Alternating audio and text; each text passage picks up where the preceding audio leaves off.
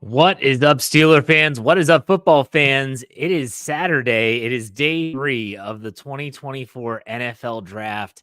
And here we go again. This is incredible. The Steelers have had a phenomenal draft. I do know that right now at this time is when Zach Frazier, the Steelers' second-round draft pick, center out of West Virginia University, is addressing the media. And so the media have their attention there as the NFL Draft is getting ready to kick off here in just 15 minutes.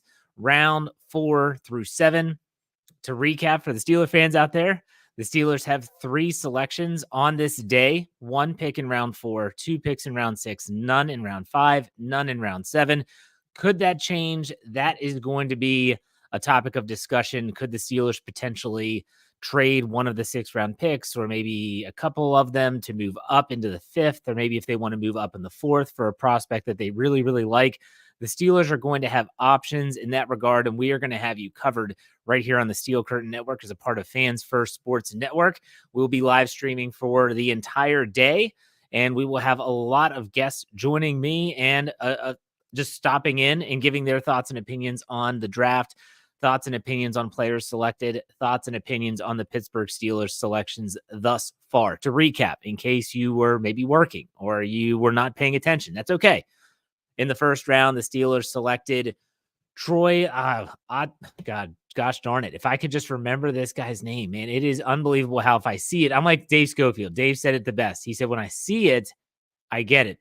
Troy Fautanu. There you go. Troy Fautanu, offensive tackle out of Washington in round 1. In round 2, the Steelers go with, as I mentioned, Zach Frazier, second-round draft pick, center out of West Virginia University. They had 2 third-round picks. With their first third-round pick, they take wide receiver Roman Wilson out of Michigan. And with their second third-round pick, this was the pick that they received as compensation for the Kenny Pickett trade with the Philadelphia Eagles. They select Peyton Wilson, the inside linebacker out of NC State. So far, so good for the Pittsburgh Steelers. Everyone, and I mean everyone, has been elated with the Steelers draft so far. And I kind of get the same vibes I had in 2023 when after the Steelers made the draft day trade to move back with the Carolina Panthers. Remember, Darnell Washington fell. They took him in the 3rd round. They got that extra 4th. They got the 4th-round pick. They took Nick Herbig. It was at that point in the draft where I remember saying to myself, I'm good. Like, whatever they get at this point is just, it's fine. It's gravy. I feel like that right now for the Pittsburgh Steelers already. The Steelers do have the 4th-round pick, which is going to be something we're going to be focused on. But even if they don't, the players that they've already selected have been phenomenal. Not only do they address major needs, but I tell you what, this is something where I was texting my father this morning and he goes, well, it seems like they got a lot of needs. Yeah, they did, but they also got a ton of value at those positions. They didn't just draft a center. They didn't just draft a tackle. They got some people said a top 15 rated tackle, 15 player overall in round 1. Some would say they might have gotten the 2nd, or if some people might have had Zach Frazier graded above some of the other centers in round 2 without having to trade up. They get Roman Wilson, a very shifty, very versatile running back in round 3. And then you talk about the other Wilson, linebacker from NC State. Some had him as a top 60 pick, but they get him inside the top 100, I think at 98. Yes. Does he have injury concerns? Absolutely. Does he only have 1 ACL? Yes. You know who else only had 1 ACL? Hines Ward only had 1 ACL. So it's just a tremendous draft so far. The patience of Omar Khan, the foresight of the front office to maybe just say, look, we think we can wait this thing out. It has paid off. Good for them. Good for the Steelers. This is shaping up to be a phenomenal draft class. And when you think about my wife, I was talking to her this morning about exactly how does this work? And she goes, well, a draft class doesn't mean that they're going to have success right away. And I said, no, you're right. But if you start stacking good drafts together, that's when you have long-term success. And that's what the Steelers have already started to do. You have the 2023 draft class where most consider that a phenomenal group. Now you're already building on top of that with 2024, and there's still some picks left. Joining me now, Dave Schofield. What's up, Dave? How's it going? It's going all right. Sorry, I'm a little bit late. I was listening to the Zach Frazier press conference. I was listening to a little bit of that before we came live. Yeah. It was pretty crazy. Did you hear him say that he was at Ben Roethlisberger's last home? He was at the last Steeler game he went to. He went to Ben Roethlisberger's I was supposed to be at that game. He was, he was there. Rich was at that game. So Yeah. that was pretty good. How crazy would it be if you were sitting there and you're looking at the TV and you're like, that guy looks familiar. Like, I feel like I've seen that guy before. Yeah. And you had tickets right next to Zach Frazier, who just turns into the next center for the Steelers, hopefully for the next decade plus. That'd be pretty crazy. But that would, I've thought about that before. I'm like, I wonder, kids in this area, like, a high school kid that's playing. Next thing you know, he could be on the field sometime. And I'm sitting here watching a game with him. That is true. What's really funny is Zach Frazier said this in his press conference, and it made me laugh. I'm from West Virginia. I'm from Wheeling. For those that don't know the geography of the state of West Virginia, that is the small little sliver that's pinched between Ohio and Pennsylvania. And Morgantown is south of that. Okay, so he's from Fairmont. It's in the little boxy area. Yes, right along the Mason-Dixon line. Right along the Mason-Dixon line. Yeah. Yep. So he's from Fairmont, West Virginia, which is a little bit further south on 79. He said it took him about an hour and a half driving his truck to get to Pittsburgh this morning, and he said it's funny. Everyone hates Pitt from West Virginia, but they love the Steelers, and that is 100% factual from growing up in that state. No, everyone's allegiance is to the Mountaineers if you follow college sports, which I never really did growing up. But boy, everyone's like, wow, I from my house growing up, I could be in Ohio in 5 minutes, in Pennsylvania in 10.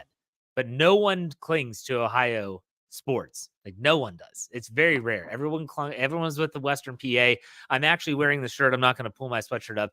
This is the gift from Jeffrey Benedict that has the state of Ohio. It says worst state ever. I've got this underneath my Steelers hoodie. I felt it was the appropriate shirt to put on today just because the state of Ohio sucks. So there you go. So you live you grew up in that narrow area there in West Virginia. Now you're living in the narrow area of Maryland, like where I am. Right? I'm in 3 minutes I can be in West Virginia, and in 15 I can be in Pennsylvania. Yeah, I mean, hell, I go to Pennsylvania like multiple times a week for my kids to take mixed martial arts classes in Pennsylvania. So no, it's crazy. It's called the Wheeling is in the Northern Panhandle. Timothy Lyons. Hey. No. I was going to say the weirdest thing for me is I have to drive through Virginia to get to West Virginia every Monday to take my son to fencing. Who thinks you have to go through Virginia from Maryland because of that one little spot? Okay, it's the 4-state area. But hey, that's your geography lesson for today, courtesy of the Steel Curtain Network. I said this, Dave. I want to get your take. You got to bring it up though. You started to say it. Yeah, it did. Watch your tongue. I'm not gonna watch anything. I'll show you the shirt if you want. Yeah.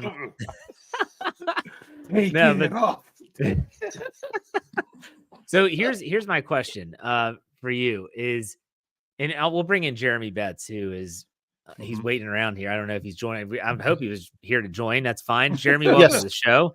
Thank you. He's presentable. He's all right. Yeah. Everyone says this. Okay. Everyone that knows way more about the draft than I do. And I'm not about to sit here and tell everyone, oh, I'm a draftnik. I'm not. I don't know who any of these players are that are being selected on day 3.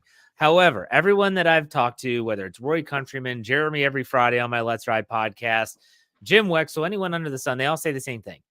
There's a steep drop off after like round 4 in the draft. Round 4, round 5, you still have some value. Round 6 and 7, it gets pretty precipitous in terms of the talent drop.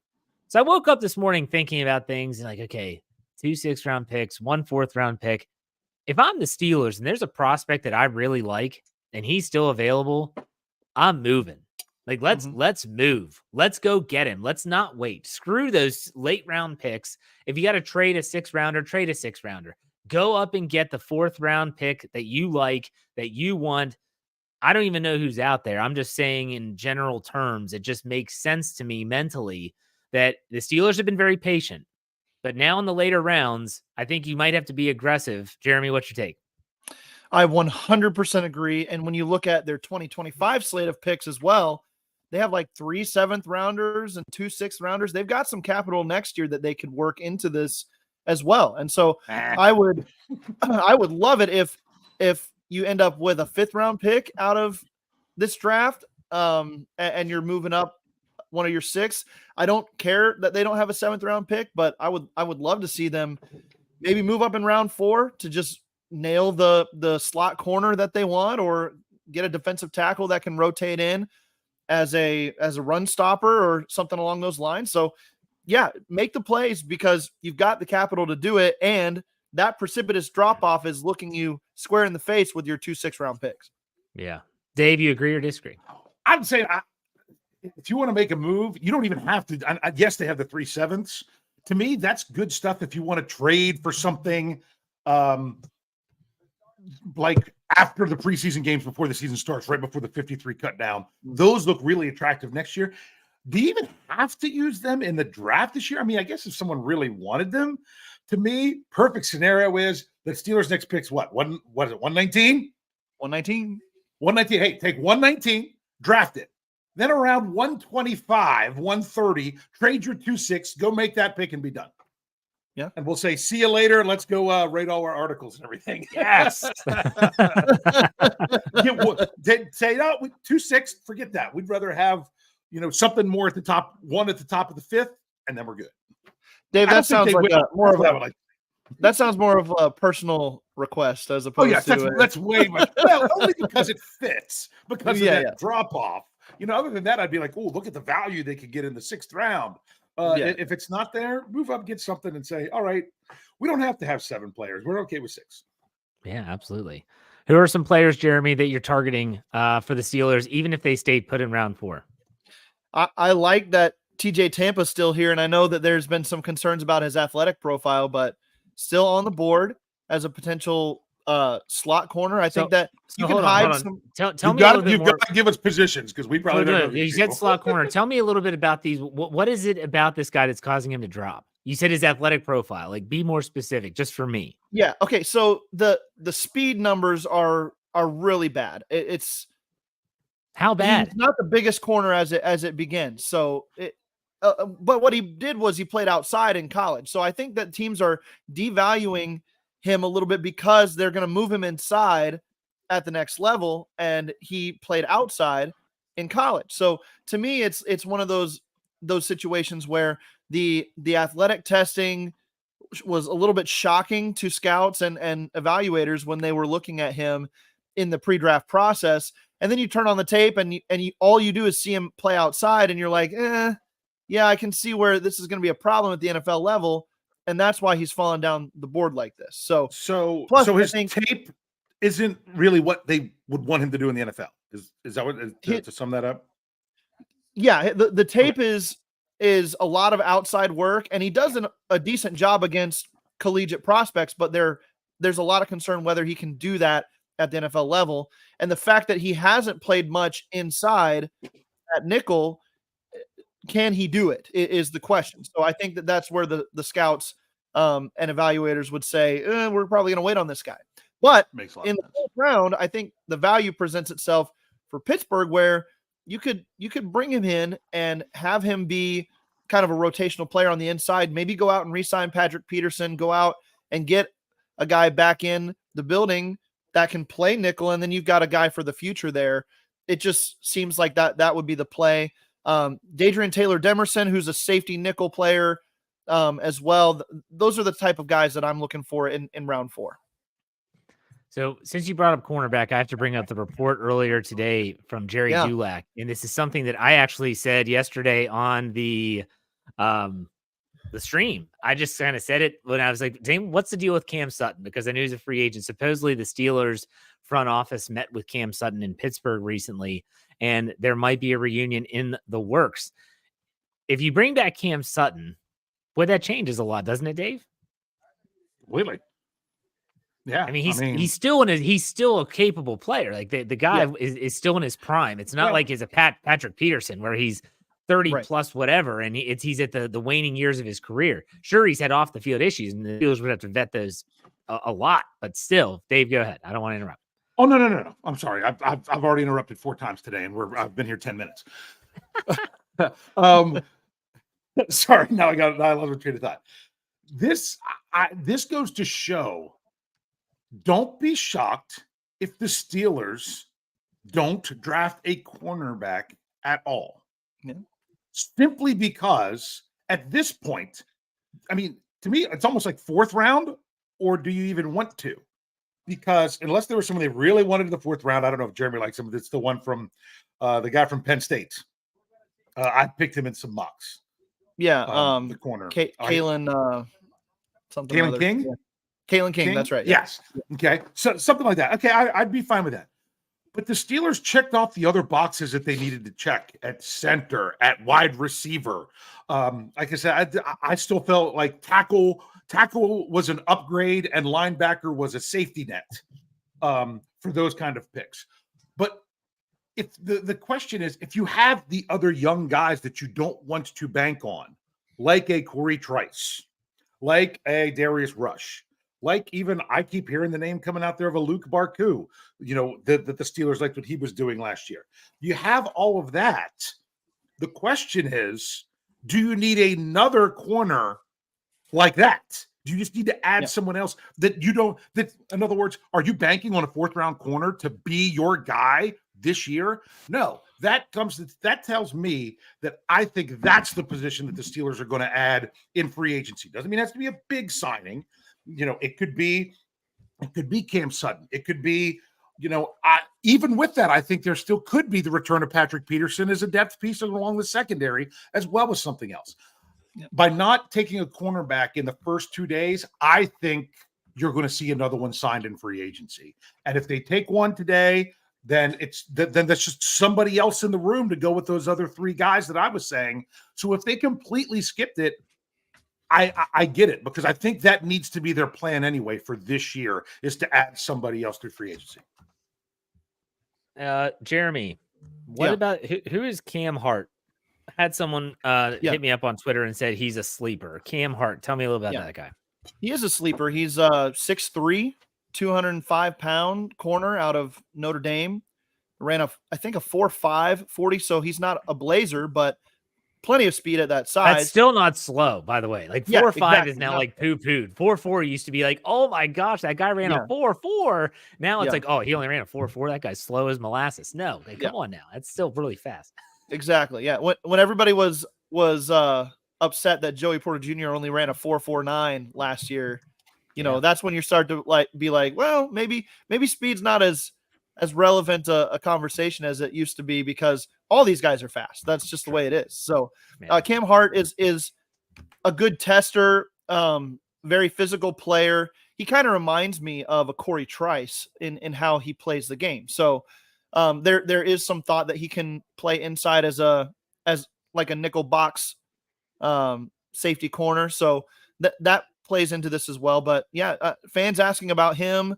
I think there should be some talk about Kyrie Jackson out of Oregon, another big-bodied corner that kind of fits the mold the Steelers have been looking at in the last few years. So those guys are available. But I kind of moving on from the corners too, there's a lot of value here still at wide receiver. You've got Troy Franklin and Tez Walker. Could they double dip at that position, even though they've addressed it several times this offseason? We've seen that they like to play the value pick wherever they're at. So they might forego a position where the value's not there and get a guy that still has some juice at wide receiver, and they could use that. It's going to be interesting. We welcome Brian Davis to the program. Brian, welcome. Gentlemen, how are you? I'm good. Very good. I tell you what, I'm looking at my image. I looked at my image this morning, and especially what I'm wearing right now and with this hat, I look 70 years old, and I feel 70 years old since Thursday, because it has been a great week, but my gosh, I feel like I've aged because this has been fast and furious. I don't know if I can keep up with the Bettses and the Wilbars anymore. I never tried, so I don't have to worry about it. Well, I don't know if I can keep up with the Bettses and the Wilbars anymore. I have to admit, guys, go to bed are rough. I'm doing much better today because I didn't get up till 10:45. I'm still eating my breakfast. Oh, nice. Very nice. So I'm re-energized now. I actually got a full night's sleep, just not normally the time of night that I get it. This is called brunch, Dave. Brunch. Yeah. Now, speaking of the old man thing, this is going to sound very old man, and I'm not being smart when I say this, but I've heard, I want to bring up Timothy Lyons' comment here. And I just need to understand this because I don't know if I understand lingo anymore. Dog, when I was growing up and for the longest time, oh, he's a dog. No, that's a positive thing now. Now it's positive. Yes, he's a dog. Got that dog in him. We don't need no Wouldn't it pussycats. need to be spelled with an AW in order for it to be the positive one? Come on, Timothy, you didn't spell it right. Come on. More grammar police coming. I mean, no, I've heard That's My Dog, and I know that's like the whole American Idol Randy Jackson thing, and I know that's a good thing, but I'm not sure. But so I just had to ask that question. Wasn't it Coastal Carolina, that coach that said, we need more dogs. We need more dogs. We don't need no pussycats. And he was like, meow, meow, like in a press conference. Like he actually said that. That's one of the greatest coaching rants of all time. Like greatest coach. Hey, now here I'm trying to be more interactive as we get this thing started. Roy Countryman, friend of the show, who does his own podcast on Fans First Sports Network. Go check it out, the Black and Gold Blueprint. He said, what about a Stephon Gilmore signing in free agency? And I'll actually double down and say, not only that, you still have Steven Nelson out there. In terms of safety, if you wanted to get a Justin Simmons and really rock the boat, like that would be a big signing. I've even said Terrell Edmonds coming back wouldn't be a horrible decision. It's not going to cost you a lot of money. He can be a valuable piece of the puzzle. He's not going to be expected to be that guy. But Dave, do any of those free agents, I don't know, tickle your fancy, so to speak? I'm not going to be the kind of person that says, oh, well, this one, not that one, this one, not that one. If the Steelers like them and you can sign them, get them. But yeah, I think that's the answer at corner for this year still. I mean, if the draft would have fallen away, for example, Troy Fautanu goes at pick 19, and it made sense for the Steelers to take a corner in round 1. There you go. But now they didn't. But there are options out there free agency wise. They might have even had someone that they say they talked to Cam Sutton last week. It might have been like, hey, let's see how the draft falls. Don't want you to come into a situation where you think it's going to be one thing, and then we have our top choice coming in and all that. If you want to wait and see how it falls for us and the openings that we have, that's fine too. Then there you go. I like that way of piecing it together for this year because I still don't really know. Honestly, chances are any of those names that you listed excite me more than Deontay Jackson. But I can be hopeful that Deontay Jackson is going to be one of those that work out. But to me, he's one that could almost be that doesn't work out as well. Like that happens sometimes when you acquire players in the offseason. That's a good point. Brian, anything to add? Yeah, hold on a second. Let me take this call. Hey, Big G. Yeah, it's bad. Hey, can you get me one of those posters that you make all the time with big facts? Can I have one that says Dave Answer? Thanks. All right, that'd be great. All right, bye. Because that was a classic Dave Answer. And what did I said? Yes, I love it, but I don't care which player it is. Yeah, that's a Dave Answer. Here's the thing. I love Stephon Gilmore, and I feel like he's in a way timeless. Please back me up on this if you agree with me, and poo-poo it if you don't. But I feel like that guy doesn't really, I don't want to say he doesn't age. I just feel like he has a consistent level of play that has not dropped in the last couple of years, even though he's been with more teams. He's been with a lot of teams lately. And I think one of the reasons he's with a lot of teams is maybe because of his price tag, but does that price tag start to fall soon? So I think that would be Sanders to the Panthers. Yes. Sorry. Oh, yes. And the Broncos traded up to the second pick in the 4th round. So okay. Sorry, keep going, Brian. So that's kind of what I'm looking at here. I mean, I would love to see a guy like that. To me, Cam Sutton makes a lot of sense. Mm-hmm. If this is one of those things that you almost feel like because he had some problems, and there were personal problems. He got them worked out. They're a misdemeanor, but no one works with you better than a guy like Mike Tomlin there. And Mike Tomlin could put the phones and exactly. I love what Dave said with what they probably said to Cam Sutton. We're not going to overpromise, but I feel like this is like a DeMonte KZ signing right after the 7th round of the draft. They're like, all right, we're going to bring in Sutton on Monday. So yeah.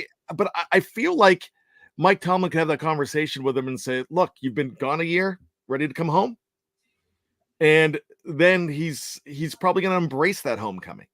So, and you could probably get him fairly cheap as well. And I don't remember, he was only drafted in 2017. He still has last year he was considered a pretty good free agent and one that the Steelers didn't want to lose. So I think that kind of fits more than anything. He's familiar with the defense. Troy Franklin to the Broncos. Sorry. Jeremy's guy. Morgan. Yep. Good pick. Yep. Good pick for them. Does that mean they're clearing out Cam Sutton too? Cortland Sutton. Portland. Yeah. I have too many C Suttons. Sorry, I apologize. No, I kind of feel that way, and I just read a comment that he can't cover. He was their number one corner in Detroit last year. No, wait. Well, let me say this real quick, if I can interject. I don't want Cam Sutton to come back and be the number 2. I want Cam Sutton to come back and do what he did at the very end of his rookie contract prior to getting the second deal with Pittsburgh, and that is I want him as the dime specialist in the slot, can flex outside if needed.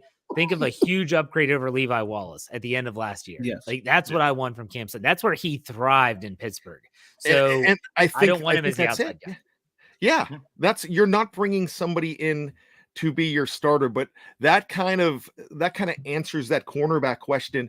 If you go ahead and bring in a guy, I think Steven Nelson's very solid too. I'm just kind of sour on Steven Nelson for kind of the divorce.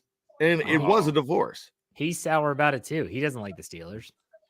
And I'm also he mouthed off in text or in email to one of my dogs, Dave Schofield. So I've got a problem with that. No, we were cool. We ended up being cool. My dog. We need I was more like, dogs. hey, I'm sorry that Pro Football Reference said that's how many touchdowns you gave up last year. I'm just reporting what they said. And then you pulled out the big G card, all facts. Yeah. Or big facts. Yeah. Big facts. Sorry, the only card I have is trade down.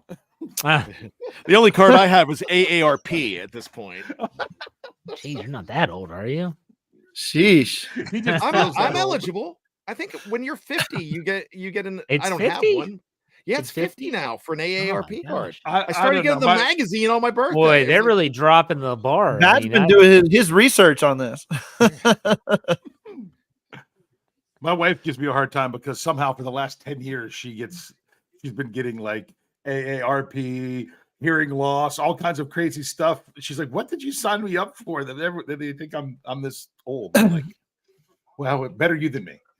Yeah, one nugget about Troy Franklin, teammate of Bo Nix, the new quarterback over there in that's nice. Oregon teammates. So yeah. And a little bit of trivia: he did not go to high school with the Herbig brothers. Yeah, we had to burst your bubble there. That's I'm not going to apologize about it. Not everybody's related. Sorry, and I'm not going to apologize. No, I said didn't want to burst your bubble. Oh, okay. Oh, I was all excited. I've got a big one. No. All right. I want to ask about something yesterday because in the middle of writing and doing everything, I know this is old news. What was the official word on Deebo Samuel? Did they just decide to pull him off of the market? The asking price was too high. Okay. Yeah. Now, John Lynch got in front of the media and said, well, we weren't trying to trade him. That's a bunch of BS. That's a bunch of BS. You had him on the market. You had a asking price for him. You didn't get it. And so you said, we're rolling with our guys, which is fine. Like, that's how the business works. The Steelers put in calls. And you know what's funny is we did the Source podcast yesterday. What was it, around noon, I guess? Brian? Yes. So it was like noonish. And then right around the draft time at 7:00, all these reports start coming out. And you're talking about people that are 49ers beat writers. And then you get Pro Football Talk and Ian Rappaport. They're all chiming in saying what we said hours before. It just didn't work out. The asking price was too high. So it is what it is. Yeah, that doesn't mean that the story's wrong. I would rather not overpay for a guy that's going to have a huge cap hit, regardless, whether it's Ayuk or Samuel. So, okay, we're not going to overpay. We're going to stick to our guns. And now let's focus on the rest of the draft. And then we'll evaluate after that. So, I don't know. Layden Robinson, guard out of Texas A&M to the Patriots. And the Cardinals are on the clock. I just like Jeremy telling them to me now. I don't have to worry that I'm keeping up with it or not. I've got a bets to take care of that. I was going to say, let's make that my role on the show for the first hour. I'll just be the announcer of picks. Can I tell you? Do it. Bets, my gosh, he's an anchor. My gosh, he's an MVP of this draft for us. I love it. I thought by anchor you meant I was dragging you all down. But well, there you dog and dog. It can have multiple meanings. If you anchor an offensive line. While we're here, and shockingly on a Saturday at noon, we have over 400 people watching in different platforms. I want everyone that's listening to this to go check out Jeremy and Andrew's day recaps that they've been doing for Fans First Sports Network and the FFSN NFL feed. So wherever you get your podcast, just search FFSN NFL, and you'll see the day one. They both ran at 8:00 the following day. Really good stuff. And it's not just about the Steelers, it's about the entire league. They've done a phenomenal job. Go and check it out. So, and Steelers fans, you'll be happy to know that, honestly, objectively, the Steelers were a massive winner yesterday. So they did make the winners list of our show. And I have to sit here as a Steelers fan and think that, I can actually look at this objectively and say the value that they got for the picks and the players where they were at, it made a ton of sense for their needs. They're filling the team with starter capable guys early in the draft. And it's a big win for a team with 3 draft picks on day 2. They made the most of it. Yeah, for sure. Oh man. Okay. I'll say this. I love that the Steelers are killing this draft, getting great draft grades. What's even better is like I said last night on the wrap up, if they could knock these grades out of the park 2 years from now, is even more. I love feeling great about it now. I do. But come back a year, 2 years from now and say, hey, that great draft class, look, they held up to that. They even did better than that. That's really what winning the draft is. And how many times have the Steelers won the draft not by having the best grade the week after the draft, but by having the best grade 3 years after the draft? Yeah, I mean, so real quick, Dave, you said next year the Steelers don't have a 5th round pick, correct? No. Where did that go? Does anyone remember how they lost to 20? I looked at it, so I know it's there. I'll let you look it up, but I'll tell you this. I said it at the start of the show when I was by myself. If the draft was over, like it's done, I'd still be happy.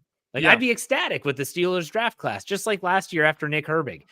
It just ended. They got Corey Trice in the 7th, but if they would have just ended it, like, I'm good. Thanks, you guys. Good talking to you. It's been a great weekend. We'll see you later. Like that's where I feel right now. Yes, I know they pick in a little bit, but still for me, it's like, man, this has been a great draft. And when you start stacking these draft classes, I also think, and Brian, you're the historian here, you and Dave.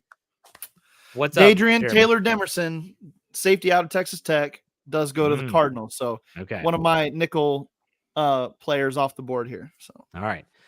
Brian, what was the last draft class you can think of? And this can go back to the Colbert era. Dave, you have the answer. Yes. Part of the Kevin Dotson trade, they got a 4th round pick this year. That's the one that they traded then to swap up with the Kenny Pickett to get Peyton Wilson. But the other part of that trade was that they traded their 2025 5th round pick and got back a 2025 6th round pick. So they swapped around back with the Rams next year as part of that. What'll be interesting is that 6th round pick. Is that the conditional pick that could go to Chicago? No, the one, the conditional one, I'm trying to see. Well, because they also had one from the Commanders as part of the William Jackson III. What? That was a 2025. Oh my gosh! Conditional pick, but I where they did some. I don't think that one happened because he never played for him. This is never just on the list that was a possibility. Got it. So the question is that the Steelers' original pick, or was that the pick that they got back with the Rams? I thought I heard that it was the lower of the 2 picks, wherever they fall, because that's sometimes what they have to do. They don't say which pick. They say, was it your first one or your second one? Think about all the 7th round picks they have have this year. But remember, they also have the Texans, or what? With part of the Kendrick Green, wasn't that there as well? Was it there's so much with those picks in the late rounds next year that it's going to take some sorting out. Yeah. Now, the question I was going to ask, thank you, Dave, by the way, for looking that up. The question I was going to ask Brian, and I'm looking up the draft history for the Steelers right now. Try to think, when was the last time the Steelers had a draft class that everyone's always hopeful and everyone's always pumped, but that was really hyped up and it didn't pan out? Like, that's a question. So there's been a few of them. I mean, you can go back to 2019 with Devin Bush and drafts like that. But I would say probably one of the bigger hype drafts of the last 10 years happened 10 years ago. And it was 2014. So I'm talking about Ryan Shazier, who worked out, and Stephon Tuitt worked out. You didn't have those guys as much as you thought, as long as you thought. But those players, you've got to admit that they did work out. Then you look at the third pick in that draft. We were excited. Everybody was excited about Dre Archer. And just like last year, just like this year, a guy that everybody wanted in the third round, the Steelers got in the fourth round, and Martavis Bryant. And you got to say that didn't work out, because one of the reasons he dropped was character issues. And I believe maybe the fifth round pick was Shaquille Richardson. I'm not looking at it, but I'm thinking Shaquille Richardson. Richardson was the fifth, and another fifth was Wesley Johnson. The sixth round picks were Jordan Zumwalt and Daniel McCullers, and the seventh was Rob Blanchflower. Yeah, and Zumwalt was a guy that people liked and were excited about him coming out of UCLA. He didn't pan out. Everybody liked the idea of a Big Dan because he was just a huge guy, a shade tree. But really, I kind of think that's one of those. I don't think there have been as many as hyped up as what this one and last year could possibly be. I think these are the most hyped drafts I've seen for a long time. I would say 2010, and I don't have that in front of me, but I think they had 10 picks. Gotcha. But I could tell you this: number one was Pouncey. Number two, I believe, was Jason Worlds. Correct. 3 would be Emmanuel Sanders. Correct. Yep. 4 was Thaddeus Gibson. And then they had 3 fifth-round picks: Chris Scott, Cresden Butler, and Stevenson Sylvester. 2 sixth-round picks in Jonathan Dwyer, Antonio Brown, and then Doug Worthington, 7th-round draft pick. And a lot of those, believe it or Chargers not, pick is in. Justin Boygby, defensive line to the Chargers from Alabama. And believe it or not, you had guys in Doug Worthington and Thaddeus Gibson that lasted in the league a long time. You just don't remember them. Yeah. They lasted a while.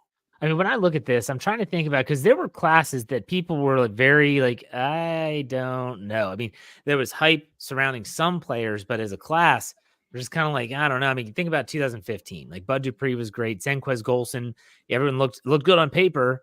Sammy Coates, a lot of people had questions there. That was when the whole who is his replacement? He's here to replace you. Who was that with? Martavis Bryant, wasn't it, on Twitter? Marquise Wilson. Oh no, yeah, it was Martavis Bryant was the one that said, "Hey, sit down, rookie," or what? No, that was when Juju was drafted in 2017 between Sammy Coates and Martavis Bryant. Oh, okay. Yeah. But then like you had Doran Grant, Jesse James, LT Walton, Chicolo, and Gerard Holloman. And then 2016, some of these was bad. Some of these final draft classes, with the exception of Hargrove. Yeah. North Carolina linebacker Cedric Gray to the Titans. So a player that was on the Steelers' radar, but they got their linebacker yesterday. So we still on TJ Tampa watch? We still are. There. He's still there, yeah. But some of these ending last final years of Kevin Colbert, and I think Dave said it, or maybe it was Brian, in terms of picks in the top 100, how they didn't have a lot. Like in 2018, they had 4 picks in the top 100. Yeah. And they took Terrell Edmonds, James Washington, Mason Rudolph, and Chukwueze 4. And then you look at 2019, they had 3 picks in the top 100. Devin Bush, Deontay Johnson, and Justin Lane, for those that don't know. And then 2020, only 1 pick in the top 100. Dave, you mentioned that last night on our podcast. It was Chase Claypool. 2021, 3 picks in the top 100. Najee Harris, Pat Freiermuth, and Kendrick Green, old T-Rex. And then 2022, 3 picks in the top 100. Kenny Pickett, George Pickens, and DeMarvin Leal, Mr. Inactive. I don't know. We were at least Colbert gave us Minkah Fitzpatrick. Yes. Well, I think that was more Art Rooney giving the green light for that one. But still, I mean, it's a situation where I hate to bash the guy, but I can't say to anyone that's like, man, Colbert's drafts at the end of it, they're not very good. Yeah, they weren't very good. If I'm being tight end Theo honest. Johnson to the Giants out of Penn State. So what pick are we on? We are that would make it to 108 Minnesota, correct? Yep. Yeah. Okay. So the And what are Steelers the are Steelers, 119. 119. And that means the broadcasts are now 3 picks behind. Nice. What is that? So I love about day 3. Day 3. I'm liking the corners here. I would love to see them go with a Cam Hart or a TJ Tampa. Or a guy that I do corner. Like I say, if they don't go corner with this pick, as I would say, just don't go corner this draft. Either do it now or don't do it. Do it now or never. Yeah. Cooper, get off the pot. A guy I I like talk some to of the Jeremy safeties about. that are still here too. Jaden Hicks and Malik Mustafa. Those are some good safeties, and the Steelers could use a safety.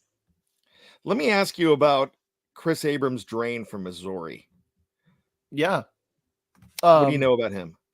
So I didn't do a lot of tape watching for him, but from the reports that I've read and just his athletic profile, he's an interior nickel defender as well. He's smaller, quick, lots of a very twitchy player, so he would be a good fit for what the Steelers are looking at nickel. Or any of these 3 corners that I just mentioned to you, are they not a fit? Which of them? I think you're getting to the point now for the Steelers where you might have too many of the 6'2", 6'3" physical guys on the outside with Trice and Joey Porter Jr. And if you were to make a move for a guy like Stephon Gilmore. So I would say you need to get somebody a little more quick twitch to play inside with some of these faster, speedier slot receivers. And so I would say maybe Cam Hart would be on my outs list at this point, but I wouldn't hate the pick either. If you're not convinced that Corey Trice can take his place as the developmental outside corner, you still have Darius Rush on the Steelers as well, and he's got inside-outside versatility, but he's a bigger corner too. So I don't know. It makes sense that the Steelers might go for some of the smaller guys. Kyrie Jackson, cornerback to the Vikings. So we're at Atlanta Vikings. At 109. Yeah. Oh yeah, we said Minnesota. Sorry. For those watching right now and like, where are they getting these picks? Because they're really far behind on TV. If you go to Jordan Schultz, that's who I have. Is that who you're using, Jeremy? It is. Yep. Yeah, Jordan Schultz at the Schultz_report on Twitter. He's the one that's been breaking these picks right as they happen. So if you're wondering, like, what channel are you all watching? We're not. We're watching Twitter. So that's how we're getting these picks. In case you're curious. Do you think the NFL will ever rectify this difference because they want people to tune into the broadcast, or are they okay with just whenever it gets announced, it gets announced? I think they're okay with it because how? I want to know how, but also you have the fact that people are still watching the broadcast. I still have it on my YouTube TV app in the top right corner of my phone, and I'm just refreshing Twitter as I go. So technically, like, they're still getting the viewership. It's just I want to know how are they getting all of the Falcons these picks? Pick is already made too. It's Brandon Dorless, defensive end from Oregon. So I can't even see that they're the next team up. Oh, they're just shifted to where I can see that they're after Minnesota. Because that's that, and it's only going to grow more and more throughout the day because you won't be them. They won't wait for them to come to the podium. anymore. They'll just go ahead and say what the pick is. So the Patriots are up now. What'd you say, Dave? Well, at what point do they usually do that where they don't even come to the podium anymore? I think it's 5th round, isn't it? Or they don't show them come to the podium anymore. I still think they have to announce it for the people that are there, but I don't know. Yeah. So the Patriots are on the board at 103. No. 110. Where am I? 110. 110. Yep. Got it.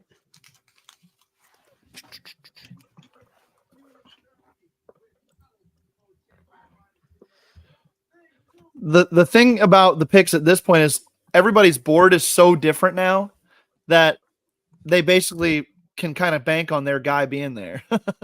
unless it's like a high profile receiver that slipped down the board like Troy Franklin. So I think as soon as they're on the clock, most of these teams are making their picks.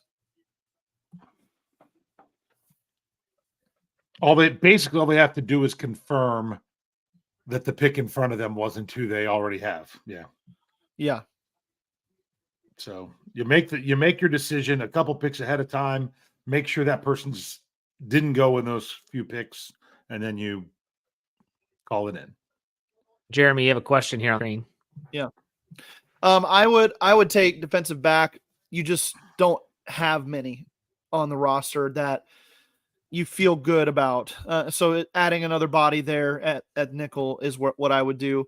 I at least feel decent about the depth on the defensive line as far as guys being able to move in and out, but it's close. It's close, but I would go defensive back.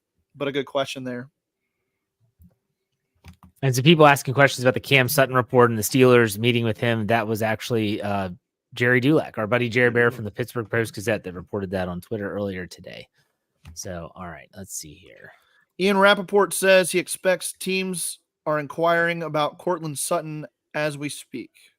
Oh, yeah. I saw a report that he could go for a 4th rounder today. Do the Steelers need to make this move after drafting Roman Wilson? Well, I mean, they're different players for sure. I understand, but I mean, is there still, as I say, people have been saying this. I'm not the one. Hey, defensive back, wide receiver, that's the farthest from my wheelhouse when it comes to these kind of things. I've said that many times. But I've heard rumblings that how many receivers do you really need in Arthur Smith's offense? So, I mean, my good people are like, have we just completely written off Calvin Austin III now? Is he not even in the plans with anything? So, I mean, probably, but yeah, But something that I don't know if Dave, if you watched the press conference, Arthur Smith, one of the many times he was in front of the media recently, he basically told people, look, what I did 4 years ago in Tennessee is not really what I'm going to do in Pittsburgh. Like you don't just, it's not like, oh, we're just going to use the same playbook. Here we go. Just, hey, can we just change the Titans logos, the Steelers logos? It's going to be the same thing. So we can go by what he did in Tennessee. We can go by what he didn't do in Atlanta. But ultimately, he might want to build something that's a little bit different, and maybe a Cortland Sutton. I don't know. It's odd, and I don't know. I'm just saying they don't have to pull that trigger. No, they don't have to. But they could. They don't have to overpay. Send a 6th round pick. Well, I mean, the reporting early on, and this was something that we had from our source. I remember the breaking news pod about this was that the Steelers wanted to revamp their wide receiver room completely. I think they're well on their way to that. They've done that basically. And they might not be done. So wide receiver Javon Baker to the Patriots out of UCF. So they've taken good route runner. I receivers. thought he might be on the Steelers' radar, but I don't see the Steelers double dipping at wide receiver in the draft. If they did, then definitely don't look for them to bring in anybody. Right. I'm starting to like that Jaden Hicks thing too at safety. Jaden Hicks is really long. He's got a lot of good traits. He's rangy. He would be more of a center fielder type than playing up though. But can't have too many of those guys after how the Steelers went through injuries last year. NFL comparison, Kyle Duggar. It's not bad. Kyle Duggar. Welcome got another the bag from the Patriots. Welcome Chris Laverty into the chat. The What's glorious up, Chris? mustache has returned. Yep. How's it going, guys? Anyone else ever see the movie A Million Ways to Die in the West? Yeah. Where Seth MacFarlane. I can't afford. Yeah, Seth MacFarlane. I can't afford to have a mustache. Like you have to have the oils, and I just it's too expensive. It's tough. It is tough. But I can't grow a beard, so I got to do something. I was going to say the mustacheries. The talent is having just the mustache. Mhm. That's the talent. And then, like, I don't know if you all watch baseball, but when Spencer Strider came onto the scene, I'm a safety parts delivery guy, so I'd go to places and I'd be like, "Do you watch baseball?" I'm like, "Yeah." They're like, "You look like this guy, Spencer Strider." I'm like, "I don't see it, but you know what? You always got to be compared to someone with a mustache." There you go. You look like a guy with a mustache. You look like Arthur Smith. When Matty P Not was sporting currently. the mustache, he had the glorious mustache. That's what I think you look like right now. Whenever he had his mustache, Looks like Paul Skeens. Paul Skeens is going to make Yeah. the mustache big. Yeah. Yeah. He's got the mustache. Yeah. Hope. No mustache was better than Tom Selleck and Magnum PI. I'm just saying that. that's If the we're talking- that's the gold standard. Hey, if we're That's the sticking goal. with Yeah. if we're sticking with sports, Jim Leland had a hell of a mustache back in the day. Yeah, he did. Mark Packers Malone. just traded up. Who did? Packers just traded up. Okay. Yeah, Mark Malone had a good mustache too.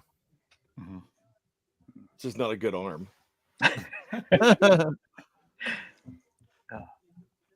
He's probably What did you Kevin guys Costner. think of last Nobody year liked when Aaron Rodgers' when mustache? Arthur Smith had the mustache for Yeah. a while? Arthur Smith. Yeah. It was Yeah, nice. I was more Great. shocked the one Sunday I saw him without it. I was like, Yeah. what happened here? Yeah. Remember last June, I tried the mustache. It was bad news wait, for Yeah, I was You going to did? say tried. Yeah. Wait. Where was I? I don't What think do I you ever guys missed- think? Jeff, you don't remember that? I don't remember. I don't know. I didn't know Brian grew facial hair. Not Didn't that know you he haven't like could hit- or that not he like- would. no, not like you haven't hit puberty. I'm just saying in terms of some people don't grow facial hair. That's just the way it is. Yeah, I didn't know. I very rarely have facial hair. You should grow the mustache back. Let's see what it looks like. It just got itchy. Oh, it looked bad, but it ended up on a Christmas ornament.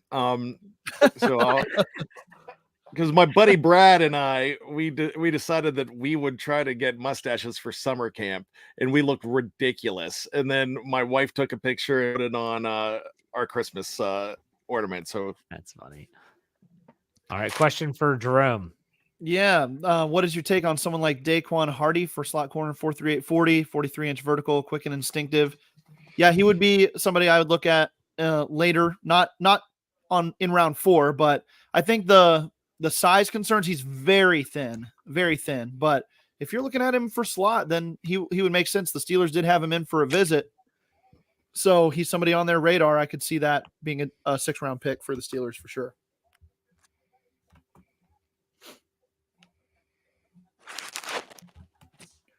Trying to see if we got a pick for these Javon traded. Baker. That's the Patriots pick. I haven't seen. Yeah, anything that's the yet from Patriots. The trade. Packers are the one we're waiting for here.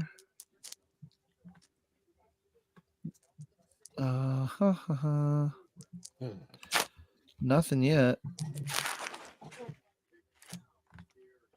am I alone in the fact that I think the Packers are a weird drafting team in the last 5 to 10 years? You are not alone. No. Some Two would say that. linebackers this year after they took one last year. It's interesting. Someone would say that about Detroit too. They've just been successful with them in terms of their overall approach to the way they draft. Yeah. And then like Bill Belichick always drafted kind of weird, but it worked for so long that then when he finally has a few bad years, they're like, Yeah. why is he taking this guy here or that guy there? Yeah. Tom Brady covers exactly a multitude right. of sins. Yes, he does. He's Including so funneling money through the TB12 Foundation. So Yes. we could actually play it. And deflating football. Don't get me started, Dave. All right. Don't get me started. That's what for you, Jeff. People always say, "Oh, he took a hometown discount." Hometown discount, my you know what? Check the books.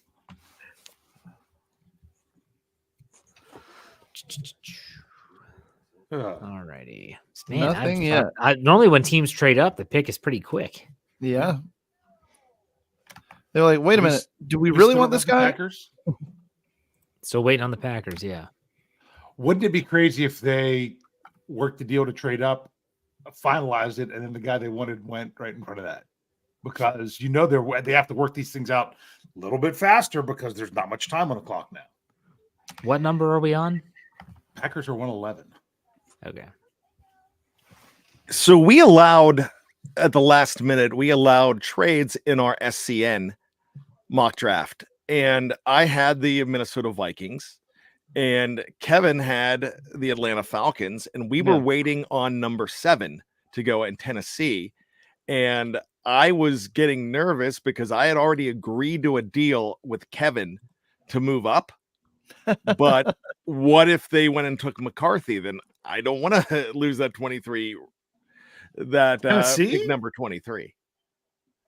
So right. do they say if this happens that the deal doesn't go through, or they say nope, deal goes through?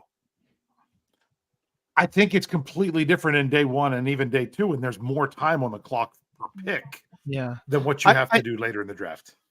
I would think that the GMs for the teams are on the phone saying, "Hey, we know you're up next. If this guy doesn't go, or if this plays out how we want it to, then we would like to trade up. Are you guys willing to do this?" And then if the player that they wanted actually goes right before them, they say, "Okay, well, we're out of this." So I don't know if they're actually making trades beforehand, but it's contingent then. Yeah. Do you think that this could be like a Spencer Rattler? Who has not been picked, correct? No. I would not think so for the Packers, but maybe they might view him as a long-term backup. Backups, yeah. Let's do this. Let's talk about this. What position, if the Steelers, and we're just talking again positionally, what position would you be like, oh my gosh, like I can't believe they took that player. Like, let's keep specialists out of it. Like if they drafted a punter, we'd all be pissed. And they won't. And they won't because they got Bill Burr in free agency. So I know some people want him to take a punter, but I'm like, that really doesn't make sense since you just paid the guy $9 million over 3. Yeah. Dave, what about you? What would you say? Oh, what position would be like what? Yeah. No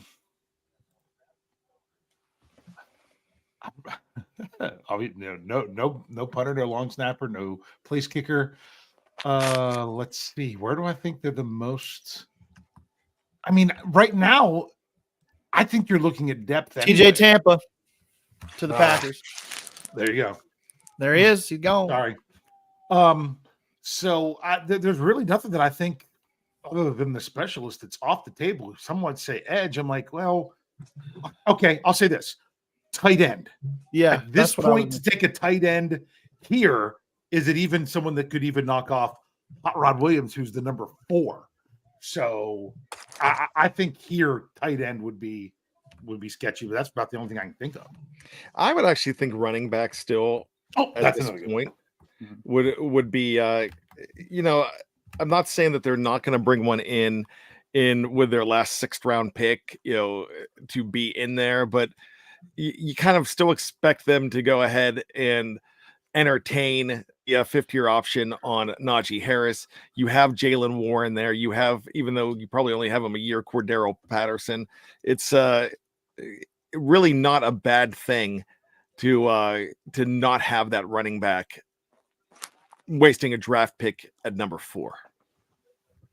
Or investing a draft pick at number 4. I don't want to say waste. Yeah, that's a good one. Oh, TJ Tampa is not off the board. It's Evan Williams, a safety. So got some bad information. Bad reporting by somebody. Okay, there you go. So the dream's here's another one. How would you feel if they took another inside linebacker in the very next pick? That would be a little bit head scratching to me. It would be head scratching. Yeah. I think guard would be head scratching. They've got a lot of guards on this roster, so a lot of guards. At first, I was like center, and then I'm like, you know what? It might not be a bad idea to grab another center. Is Van Prawn still on the board? Van Granger still out there? Yeah. I mean, then you really would be good. Javon Foster, Missouri offensive tackle to the Jaguars. Who was the Raiders? Oh, DeCamerion Richardson, cornerback, Mississippi State. What about the Ravens? The Raiders. Ravens were 113 before the Jaguars. Wide receiver Brendan Rice, who is Jerry Rice's son, boarded a flight this morning to Dallas to be a pallbearer for his best friend, Keith Miller. So he's at a funeral right now, but he will answer the call from the funeral if he gets drafted, according to Ian Rappaport. Thanks, Ian. Why was that important? Just thought it was interesting news. No, but like Ian Rappaport, like why would he have to say that? So that's horrible news. Like he's going to be at a funeral. Wide receiver Tez Walker to the Ravens from North Carolina. Oh, I'm not too worried about that. I think he was a little overrated. I like the player, but he is a very Ravens wide receiver pick.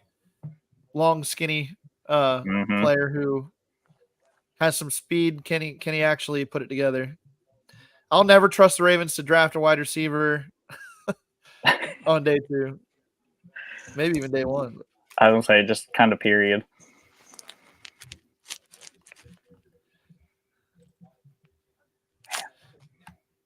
I think there's a solid chance the Ravens backtrack a little bit in 2024. Mike McDonald was a huge piece of what they did on defense, and he is gone. And they lost a lot of. He's not the only coach they lost. Yeah.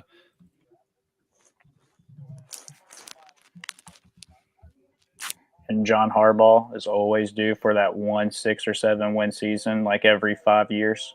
So, not saying it'd be that low, but he does have a step back every few seasons.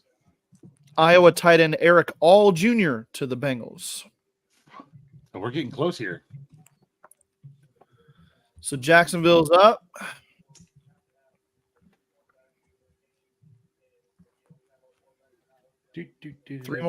Four more, including the Jaguars, so we get to Pittsburgh. Does it feel like the wide receivers with the Ravens, like how many? Like it feels like they draft 5 every year. They also draft a lot of. It also feels like they have 20 picks every year.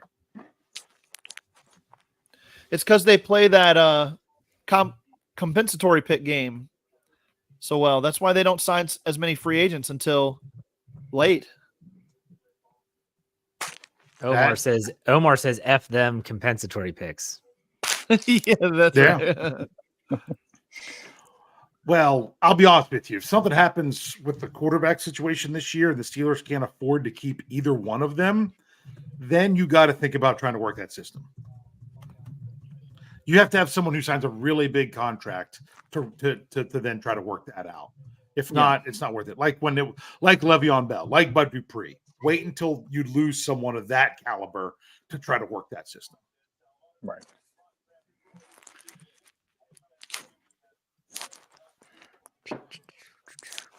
Yep.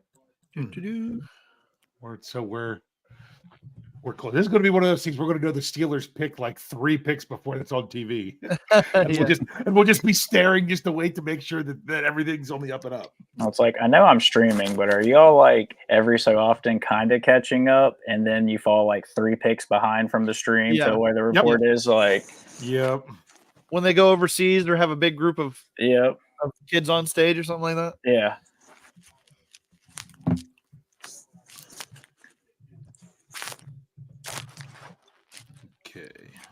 I think I'm going to have to get a new screen protector for my phone. I think I've worn a streak in it from sliding my finger to a refresh. That's what happens when the Steelers are on the clock. Yeah. Don't forget, folks, even after the draft is over, the draft is not really over as undrafted free agents will be announced. Sometimes you start seeing those rumors leaking. Even in the 7th round with players that have agreed to sign with certain teams. And there's always those favorites every year. There's a guy that the Steelers get. They're like, it's typically Wilbar. That's, he was a 3rd round. He had a 3rd round grade on him. They get him as an undrafted free agent. Oh no, he gets mad at who they don't get. You don't remember that? Yeah, he's like, their undrafted free agent class is terrible. They could have added so many other players. I'm like, you realize that I think he said that might have been the year they added. Was it even when with Jalen Warren? I mean, most of the time, none of these guys are going to make the 53. Here's something that I just saw on Twitter. It's a quote from somebody infamous in Pittsburgh Steelers lore. I know we have to wait a couple of years for real results of hashtag NFL draft, but my non-biased opinion of @Steelers is pretty strong. Great job. Keep it going. Todd Haley @ Todd Haley. Hey. Tequila Cowboy. Bow. Yes. LSU defensive tackle Jordan Jefferson to the Jaguars on their next pick here. Was that 114 or 116? That was 116. The Colts are up now. So okay. Who did the Bengals take? The Bengals took Eric All, tight end. Yeah. Gotcha. Hall? All. A-L-L. Because they took a Hall earlier. They took Mike Hall, right? The Browns did. The Browns. Okay. So we're on 117, Indianapolis Colts. 117. Yes. Yep. Steelers are at 119. It's coming up. That is correct. Almost go time. For now. Well, are we surprised that there have been no trades? I mean, I'm a little surprised that they waited for Frazier at 51, but I guess they had an idea he'd be there. I thought they would trade only after the Raiders took JPJ. When the Raiders took JPJ, I could have swore, in my mind, I'm thinking the Steelers might think, crap, there's been a run on defensive tackle. Here goes a small center run because there's not as many players. They might have to trade up, but they must have looked at their board and said, "Now we're going to wait."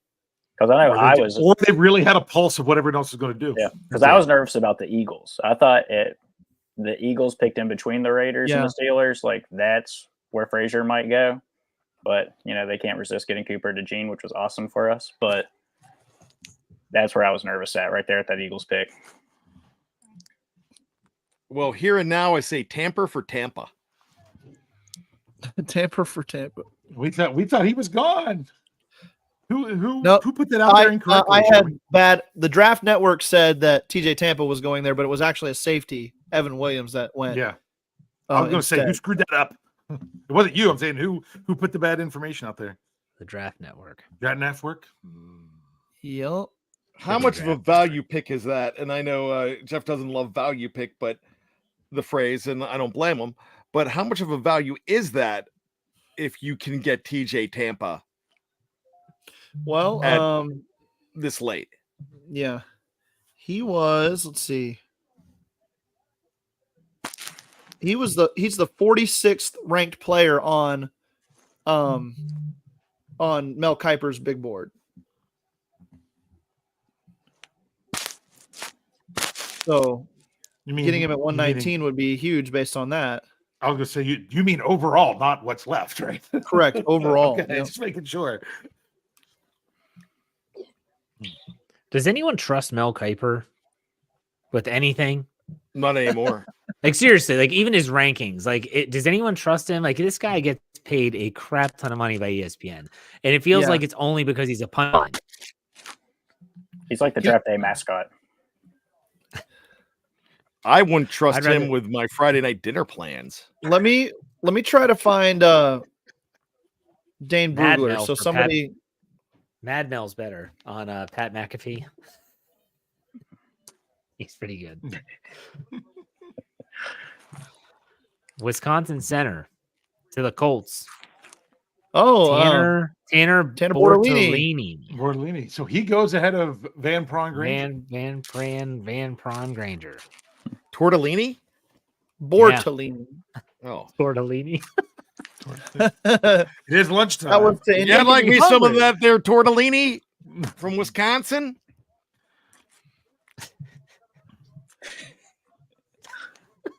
I think it's time to go. Was that somehow a Yinzer accent that you just did? It was like Yinzer and Southern at the same time. It's like a Southern Yinzer, someone that grows up in Western Pennsylvania and moves to South Carolina. Or it could be my attempt at Shannon, but I've got to work at that. I got to get a little more raspy to be Shannon. I saw his article was out. Has anybody checked on him? Is he okay from last night? He got his grades. He got his grades. Yeah. I'm assuming that he's alive. TJ Tampa is 55 on Dane Brugler's big board from The Athletic, and I trust him a lot more than I would Mel Kiper. So 6 foot, 194, a little sticky with his footwork, but he doesn't lose much separation and plays with size, range, and ball skills to be disruptive. So he likes him. The ball skills are really good, but he is a Tampa 2 corner. So Tampa's a Tampa 2? Zone. That's pretty good. Eric Askew, I'm surprised Shannon's great article for Frazier isn't 20,000 words long. Why do I picture Shannon making the trip to the Beehive and throwing dollar bills and saying "Make it rain"? Why would you say? You know, I mean, because you'd be the last person you would expect to do such a thing. Make it rain, baby. Oh my gosh. I don't picture that. That actually sounded like Shannon there. That one was pretty good. So I'll tell you bad. No. That's your line. Make it rain, baby. That's how you have that kind of like Jeff's Australian accent. Yeah, Jennifer Lopez. Okay. The only way I could do Sean Connery is to say I should have mailed it to the Marx Brothers. That's actually really so good. You got to find that perfect line for your impression. So there you go. Make it rain, baby. And yours for Shannon there, Brian. Did anyone see the clip? It was on Twitter this morning where Xavier Legette did his press conference with Carolina, and I think he's from the South in South Carolina. He sounds just like the assistant coach on The Waterboy that you never understand what he's saying. It is hysterical.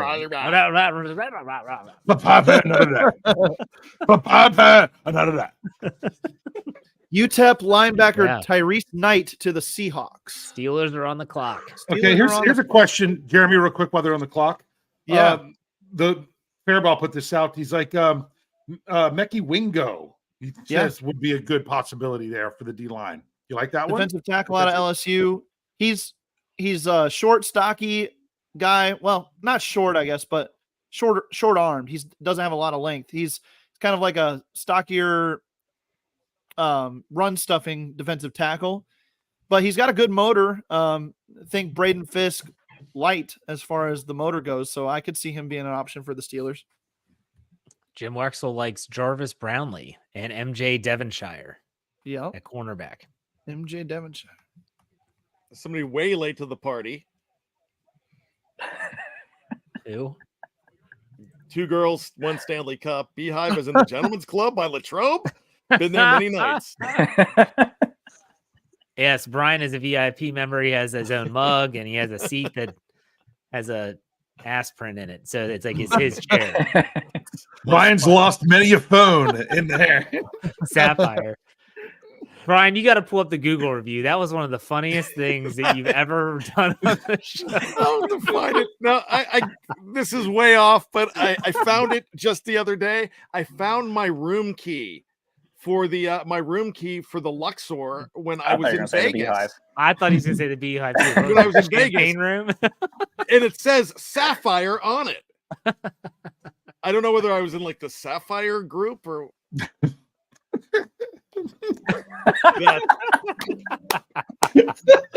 We're doing something right. You know you're doing things when people are using inside jokes on our podcast as their Wi-Fi passwords.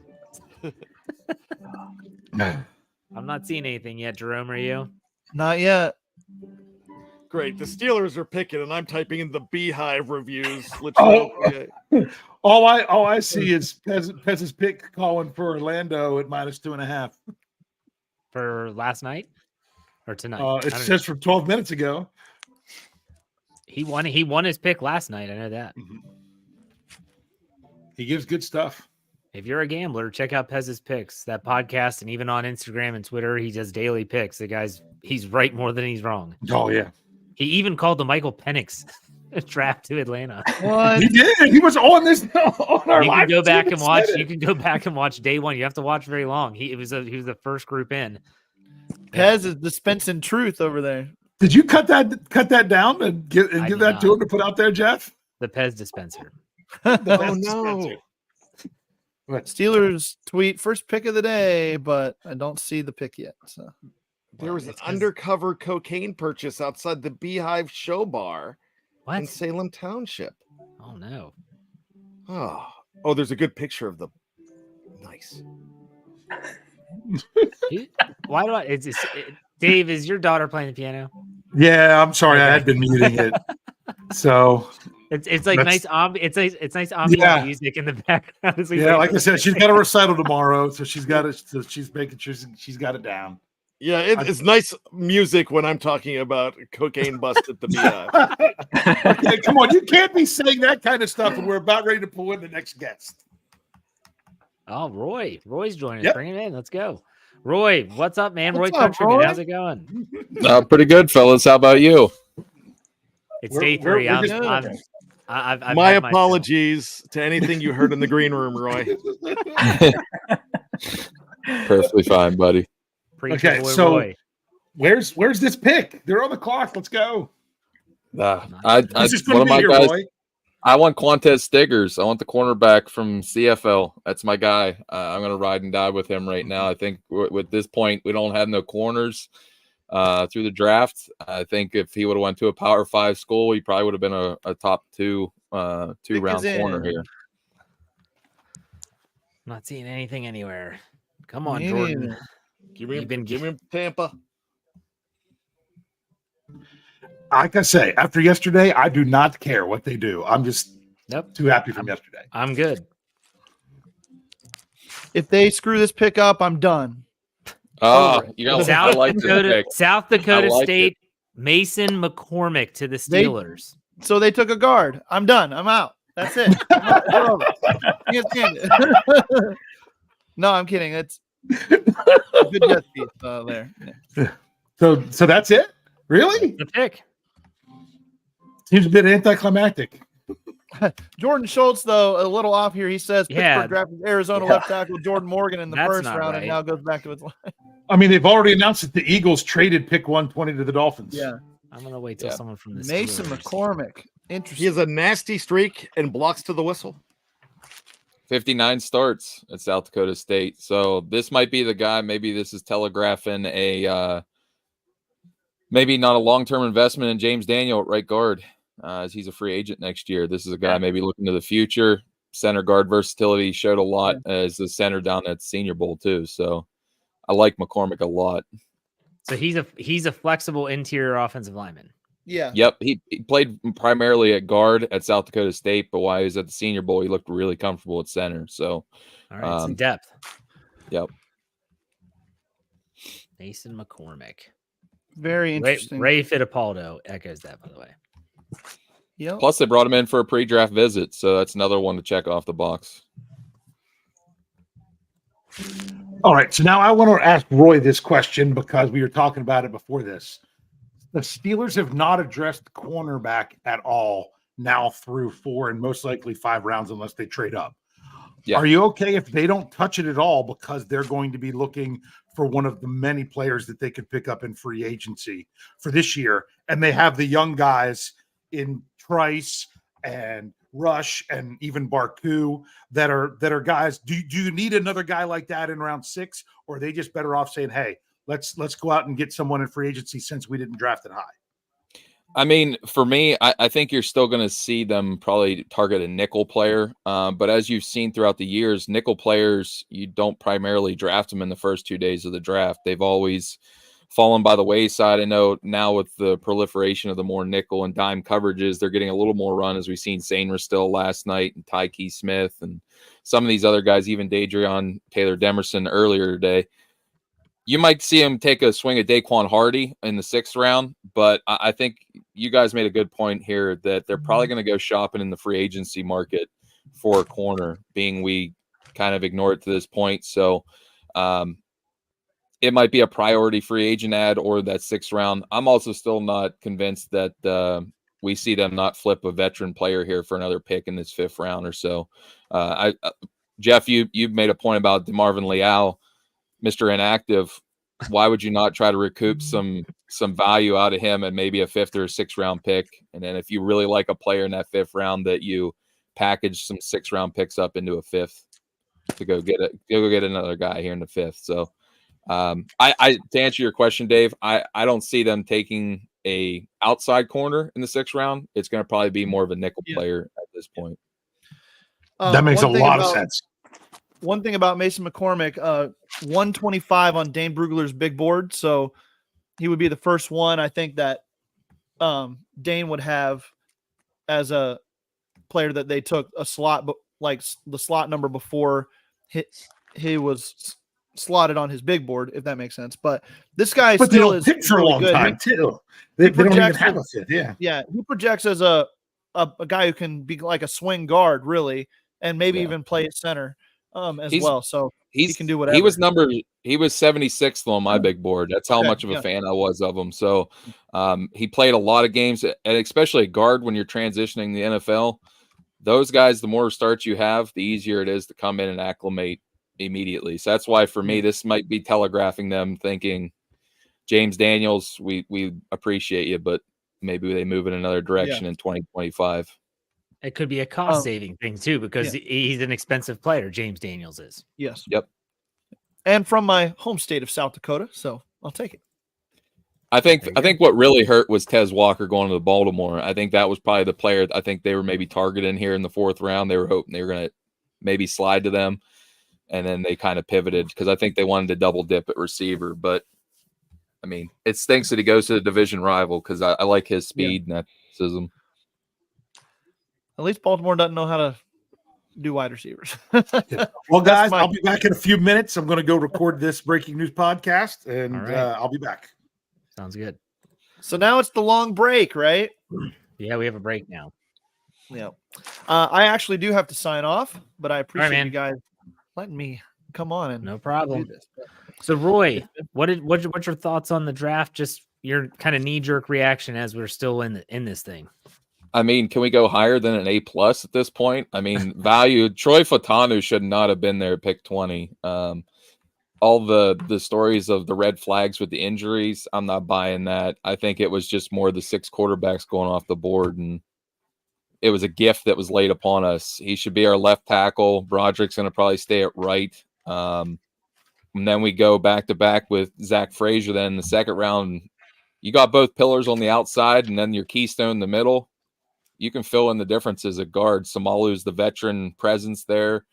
And now maybe McCormick's your long-term right guard. Daniels is going to be the guard this year. That's a formidable front. And then in the 3rd round, coming back with Roman Wilson, savvy guy, but also don't sleep on his athleticism. Not only vertically, but laterally. This guy can get open, sticky hands, and the tenacity in the blocking department that's a win. And then I made the comment a few times already. Peyton Wilson's probably my favorite player in the entire class, not only our selection, but entire 2024 NFL draft class. Wow. If there would have been no injury questions, I'm telling you, this guy's going to have a TJ Watt impact on the defense. I just see that tenacity in his. I know Jim Wexel and I was on his podcast a few weeks ago, and we were talking about linebackers, and he kind of poo-pooed the idea of Peyton Wilson because of him having a lean lower half. And there was an undersized linebacker we took too a few years ago that wound up being a Hall of Famer. I'm not throwing that comp out there, but whenever I see linebacker play, they got to be tenacious, and this guy can play all over the front. He makes tackles all over the place. Even if he's only one contract player, he's going to be a big playmaker for us on the defensive side. So. And now we just back up into Mason McCormick, maybe a long-term investment at guard. We're just continually adding to the trenches. I think it's an A+ draft. We're getting that nasty back in the Steeler way. We've hit depth. We've hit needs. And I'm still not convinced we might not add a Cortland Sutton or maybe some other veteran pieces here, whether it's free agency or maybe a trade down the line. So, how many of these picks that have already been made do you think will contribute day one? I'm going to probably say the first 2 picks, I would be surprised if they're not starting week 1, if not in the first third of the season. Roman Wilson, he's going to have an inside track to that slot job immediately. I think he's going to see a huge timeshare if he flashes in training camp. Because I think Van Jefferson's really the only guy at this point is really ahead of him on the depth chart as far as talent-wise and can play inside and outside. Peyton Wilson, it's going to all depend on Cole Holcomb. I think it's going to be, if Holcomb's healthy, you might see Wilson just be that special teams kamikaze with the new roles this year. If Holcomb's kind of on the PUP list or maybe having to sit out a majority of the season to come back from that knee injury, I think you'll see Elena Roberts take the early down work, and then you see him maybe slotted in for some dime package, nickel package to where they can get that athleticism on the field. Question for you from the live chat. Why is Van Pran dropping? It's a good question, as he hasn't been selected yet, and here we are in round 4. So Van Pran is a solid player. His problem is a lack of length. It's just over 31-inch arms. I think it was 31.5-inch arms. That's really something you have to take into account for. When we're in day 3 process here, you kind of throw that out the window, because at these point, players from the 4th to the 7th round, usually it's only like a 20 to 30% chance that you're going to make the active roster outside of being a special teams contributor. So I don't see the knocks on him so much on day 3. That's what held him out of the first, 2 days of the draft, was that lack of length. But he's had, you don't get to be the pivot man in Georgia and win 2 national championships without being talented. So he's a quality player. Just as these other linemen that have been selected ahead of him have checked those boxes as far as length, athleticism, starts, everything. I'm going to have you on my podcast. I got a lot of questions about the fringe players now. Like, this draft adds some very much intriguing camp battles, I think, are coming up, and it's going to be a lot of fun. We won't dive too deep now into that. But Chris, do you have any thoughts on the McCormick selection? Well, I do think it's now officially probably a James Daniels walk year. I think they are building that depth behind him on the interior line, especially since Utanu is going to play tackle, at least for the foreseeable future. Siamale we got for 2 more years, I think. So won't be surprised if they go. Yeah, won't be surprised if they go guard again next year in the draft, just to keep building that depth a little bit, because I can't imagine he'll get. Well, I mean, he might get another contract, but he's 31, 32, I think. So it'll be But at this point, I like that it's the quote unquote unsexy draft. Just build the trenches. If this is Andy Weidl's last year, he's putting quite the touch on this draft for his imprint. Oh man, I'm just reading about Mason McCormick. His PFF score, take it for what it's worth. He had a 90.3 PFF grade since 2022. It's the first among all draft eligible guards in FBS. So say what you want about their ranking system and their analytics. They view him as a pretty good pick in round 4. So that's going to be interesting to see how that plays out. Let's try to get caught up. Where are we in the draft so that we, I know the TV's way behind. Ohio State takes tight end Cade Stover. Ohio State tight end Cade Stover to the Texans. So that is, let's see here, the Houston Texans. I believe that's pick 123 from the Cleveland Browns. So now we're at 124. The San Francisco 49ers, the Steelers go into a deep lull unless they trade back somehow. But man, they're building the line. Roy, what do you think? Arthur Smith is just going to try and run it down people's throats, or do you think there's a method to their madness that we're not aware of? No, I think the one thing is Arthur Smith's offenses ask a lot out of their linemen to get out in space. And I think that's the one thing that we've seen with all their selections, whether, Broderick Jones last year was not only a big physical man, he was also very athletic. Now we got a guy like Frazier who excels at climbing to the second level. McCormick can climb to the second level. It's good short trap game.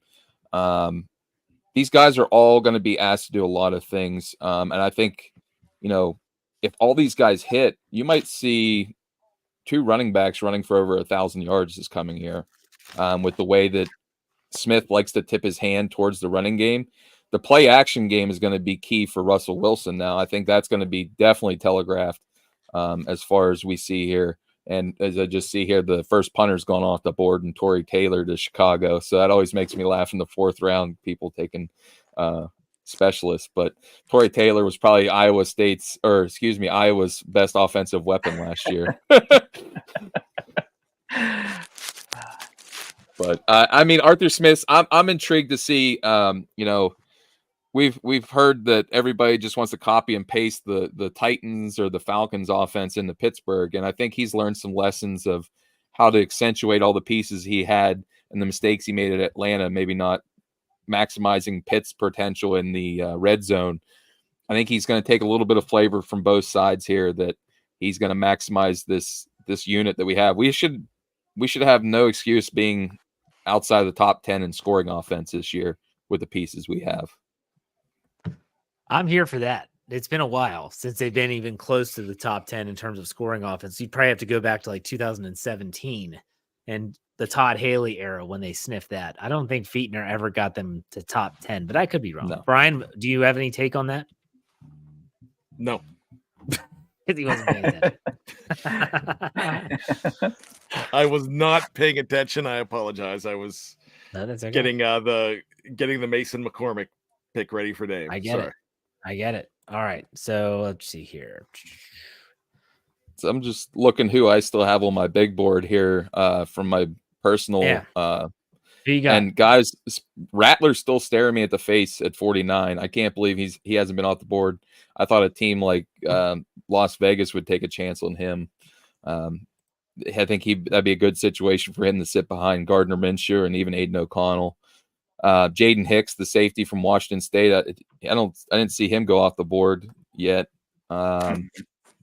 Really versatile safety, big time athlete, good size.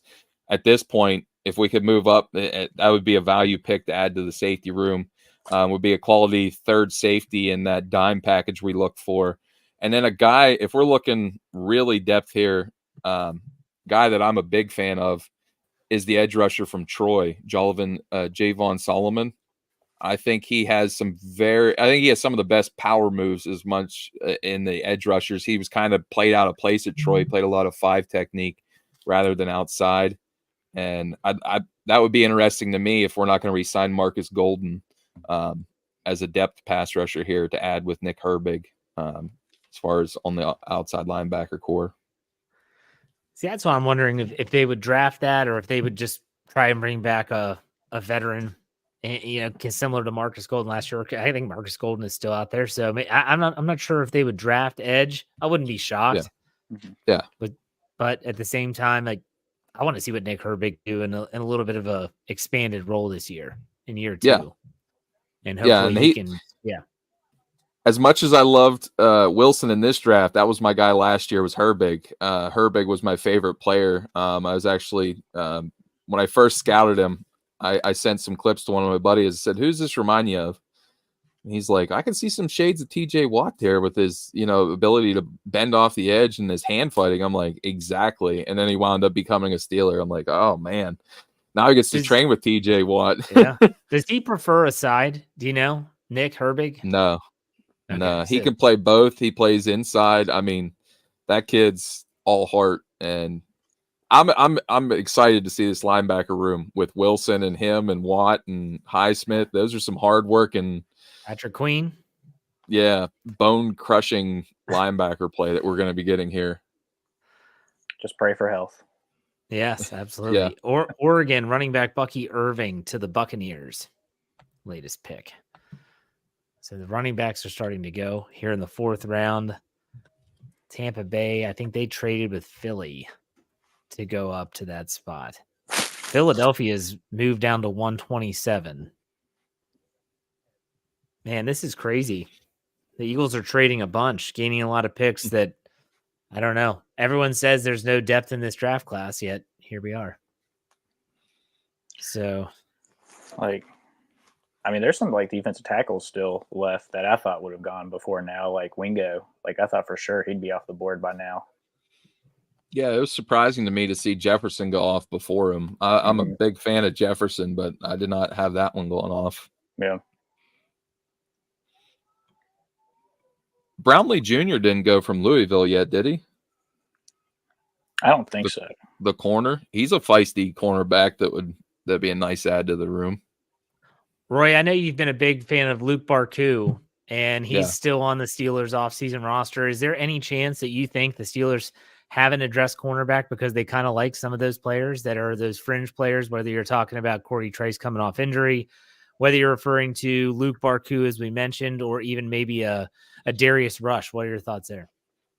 Yeah, I mean, I think there's definitely some comfortability there. I think with Trice showing that he can get back on the field and show some health here before the draft help, even though nothing's going 100% right now. But Trice was making a lot of waves here in training camp before he went down with that knee injury. And he's everything you look for. That long, lengthy player can stick on the hip throughout vertical routes. And he's not afraid to get a physical two-handed jam at the line of scrimmage. So that would be your two tall towers outside if you can get him back healthy. And Darius Rush was a player when he was down at Mobile, was showing some impressive foot quickness and mirror ability, especially with that wide receiver background. He only played cornerback 2 years at South Carolina there. So he's still a relatively young pup as far as a cornerback run there. So I think that's why they really like him. And Barku, I really liked him when he played in the XFL. If you go back and watch him at San Diego State, his ball skills are out of this world. His problem was that he was like Nate Wiggins. He only weighed like 172 pounds coming out of college. And that was the thing that really held him back. He was a long, lanky guy, just real lean. So if he adds some muscle without losing a lot of that agility and fluidity, that might be an under-the-radar guy that is in that competition for the one outside spot. I do think they're going to bring in a veteran here at this point. It's too telegraphed. Jeff, you made a great point with Cam Sutton. I think that would be a home run pick as far as a football perspective. I put out a tweet earlier saying, as far as a football perspective, that would be a great ad. It's just he's got to have all the off-field stuff in order and that they feel comfortable with. And hey, we all make mistakes, so hopefully he gets a second chance and puts that behind him. And I know Tomlin was a huge fan of him. I wouldn't call him my number 2 outside corner, but I want him to be my nickel, versatile dime back, wear many hats. That's what I said. I don't want him to come back and do what he did when he got his extension at the end of his rookie contract. I want him to do what he did before that, which was he was that specialist. I'm going to come in the dime. I'm going to come in the nickel, have really good coverage skills from the inside. That's what I want. That's what I'm hoping for. So we'll keep it. Dave is back. Welcome back, Dave. I'm back. Here's a question for Roy as I got to step away for a second. Here you go. Traveling Lens. Roy, your thoughts on the change in our draft philosophy and evaluation since Colbert left? Be nice to actually have starters emerge instead of cutting most by the next training camp. What are your thoughts, Roy? So I think Colbert had such a great run earlier in his career with the Steelers. Mm-hmm. He kind of left that poor taste in your mouth with his last, say, 4 or 5 draft class. I heard you guys going over the draft classes. He really struggled to find those value adds that he found in like the 3rd to 6th rounds that he won, maybe in those 7 or 8 years before he was done. And I think he started pressing into knowing that both his run and Ben's was coming to an end. And he tried to shoehorn in players that weren't ready to be started, like Kendrick Green. I know that's a bad buzzword in Pittsburgh. He should have been a guard. He should not have been a center, especially a day 1 center. The Kevin Dotson acquisition in the draft, I loved Kevin Dotson coming out, but he had to play right guard, and they kept flipping him back and forth. That comes the whole way from management down, as much as Tomlin makes his decisions, and I know he has a big hand in that, but you got to be convicted of these players to stay in one place. And it just seemed to me like Colbert, instead of sticking to his guns and the way he stuck to his traditions early on in his career, he kind of, I don't know, went for the gold immediately here, and he should have maybe showed a little bit more patience and went for the higher upside guys in some of these drafts late, crazy than what they were doing with need selections. So I hope that answered your question. Yeah, and honestly, when you talk about like Kendrick Green in 2021, that was just the bad salary cap dip situation. And personally, I think for the Steelers, I didn't think he had the right measurables to be guard. I thought he was center or nothing. Now, somewhere else, he might have success. But as I keep reminding everyone, the only people left from when Kendrick Green was drafted are Tomlin and Rooney. He's now got a different offensive coordinator, a different position coach, a different general manager. So people that think that was such a bad thing, most of the people that are involved in that aren't even with the Steelers anymore. So that's neither here nor there. But do you see a change in the philosophy? I know the Steelers. I used to feel confident that the Steelers were drafting for not this year but next year. Yeah. That's look at what they're really going to need next year, and that's what they draft. But ever since that 2021, Najee Harris draft, where that's a position you want to plug in right away, it feels like they're getting into, all right, we might not want these guys starting the very first week, but we want them to be in the starting lineup within the first quarter of the season. Do you think that's a little bit more where they're going now? Yeah, and to me too, it seems like the aggressiveness that Omar Khan is showing now is what Colbert was finishing his career with. We didn't see them be so active on the trade fronts and whatnot, with the exception of Minkah Fitzpatrick. That was like the last ditch effort to add to that veteran group. And I think that was more of just an elite talent being available. I have to go make this move. Whereas Omar Khan has showed the willingness to be like, it's not working. Let's just throw everything up in the air. We're going to move forward. Like, I can't give this guy 2-3 years to figure things out, especially with the way our team is constructed now. We have such a veteran-laden team on the defense. You can't, just sit around and wait to see if Kenny Pickett's going to work out. I mean, by that time we figure it out, we're going to have Cam Hayward waiting to be in the Hall of Fame, or we're going to see TJ Watt in his last few seasons, or Minkah hitting that age 30 season as a safety.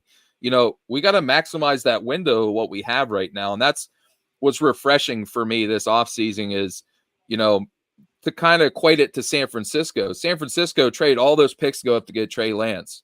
Well, everybody said it was a bust. It was a bust. Well, I got to give them credit for admitting that, benching him, then trading him, and going with a guy that's their starter.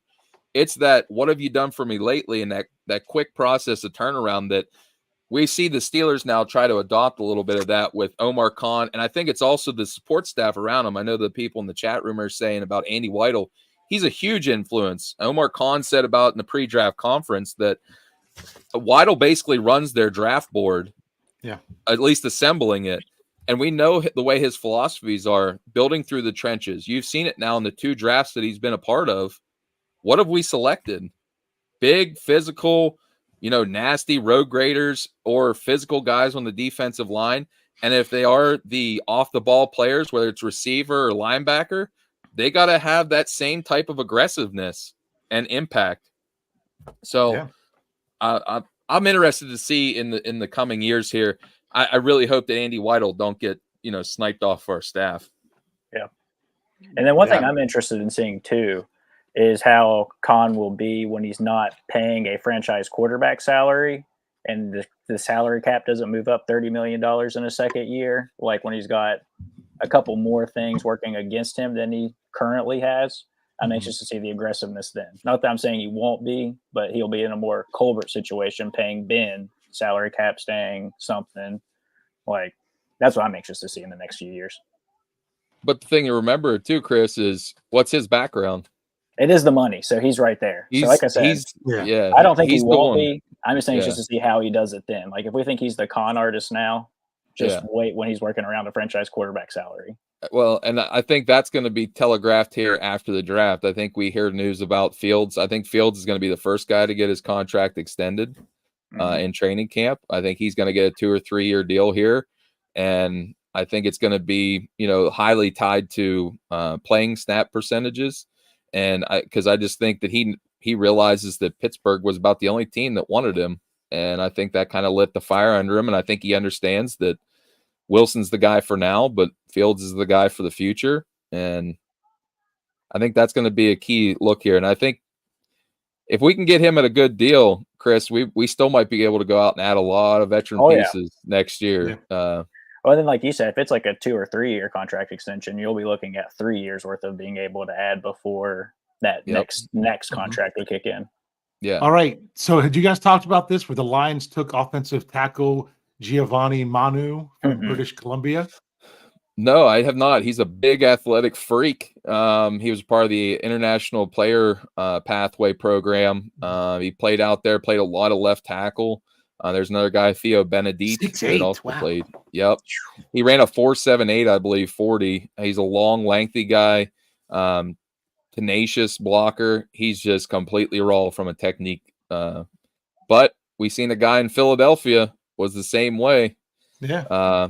That took a little bit of waiting around. Yeah, a little bit of waiting around with Jeff Stoutland. And Detroit has a lot of good offensive linemen for him to be sitting behind to learn, like Penei Sewell and Taylor Decker. And Decker, I believe's contract is up next year. So there you go, drafted a year ahead. Yep. So that's a guy maybe you sit behind and just, hey, learn everything you can from both of them. And even you say you approach Decker about a 1 or 2 year extension until that guy's ready to take his place. I have something that I've been kind of a philosophy that I have that I'm Roy. There's a long time until the Steelers pick again. We'll keep mentioning, like there's Will Shipley from Clemson going to the Eagles. So we'll keep mentioning those things. But I feel that the NFL is very different since 2011 when under that CBA, when they implemented the rookie wage scale. That even when I was looking at some of my numbers for my Stat Geek podcast this past week, I didn't go back before that because we would say, oh, well, with how many, because my question was how many players made it that the Steelers drafted made it through their rookie contract. And the answer is less than half going back to 2011. And I didn't get all technical of, did they go to the practice squad and then come back? So it was a different contract. It was, did they make it 4 years with the Steelers? So I just feel like it's very different. And was that kind of working against Kevin Colbert that he was here for that era so much before that? And then how much it was after that? It basically split things in half. I don't know if that had anything to do with it or not. I just thought I'd ask the question.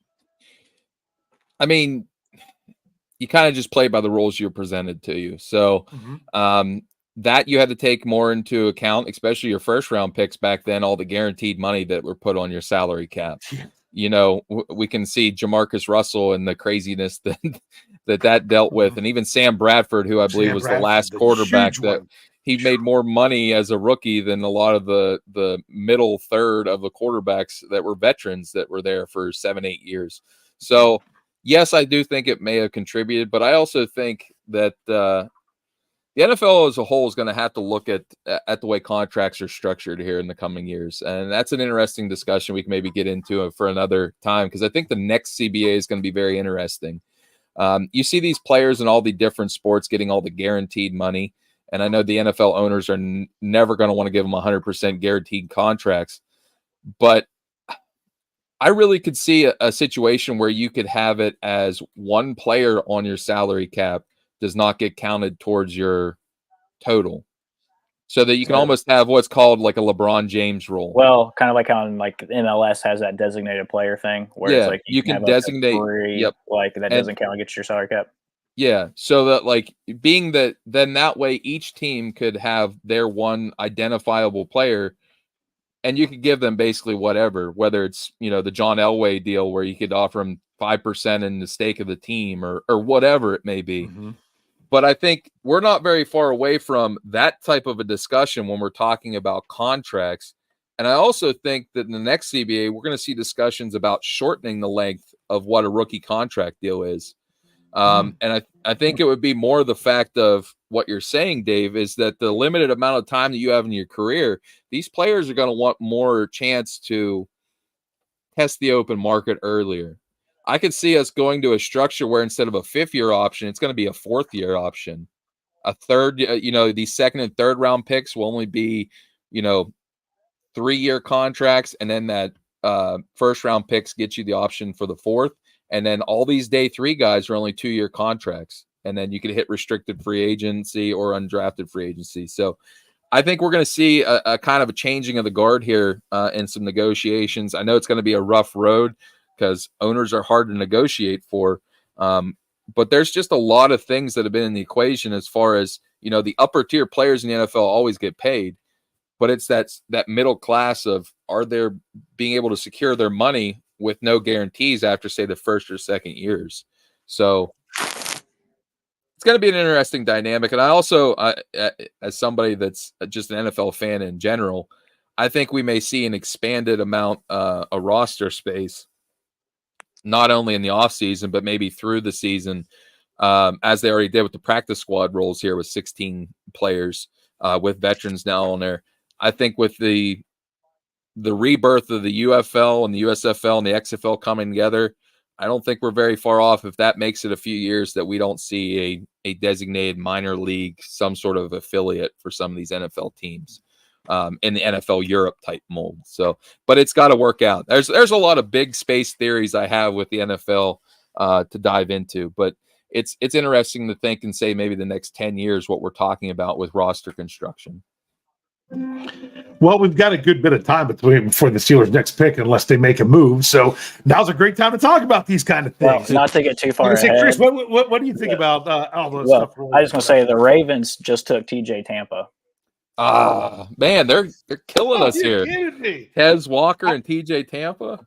I don't even, honestly, I don't know much about him other than Jeremy going on and on about him and some people in the live chat saying that as well. Well, I just like where I'm in West Virginia, I watch a lot of WVU games, and he was at like Iowa State or whatever. Like, no, he's at Minnesota, wasn't he? No, Iowa State. That's right. Yeah. I just seen him play like the last couple of years, and he's not bad. Like, his biggest thing would just be the speed. Like, I don't think he'd be able to keep up with like a Roman Wilson or anything as it stands right now. So I wouldn't be too worried yet, but great value at this point. Like, I figured he'd be like a late third round kind of player taken.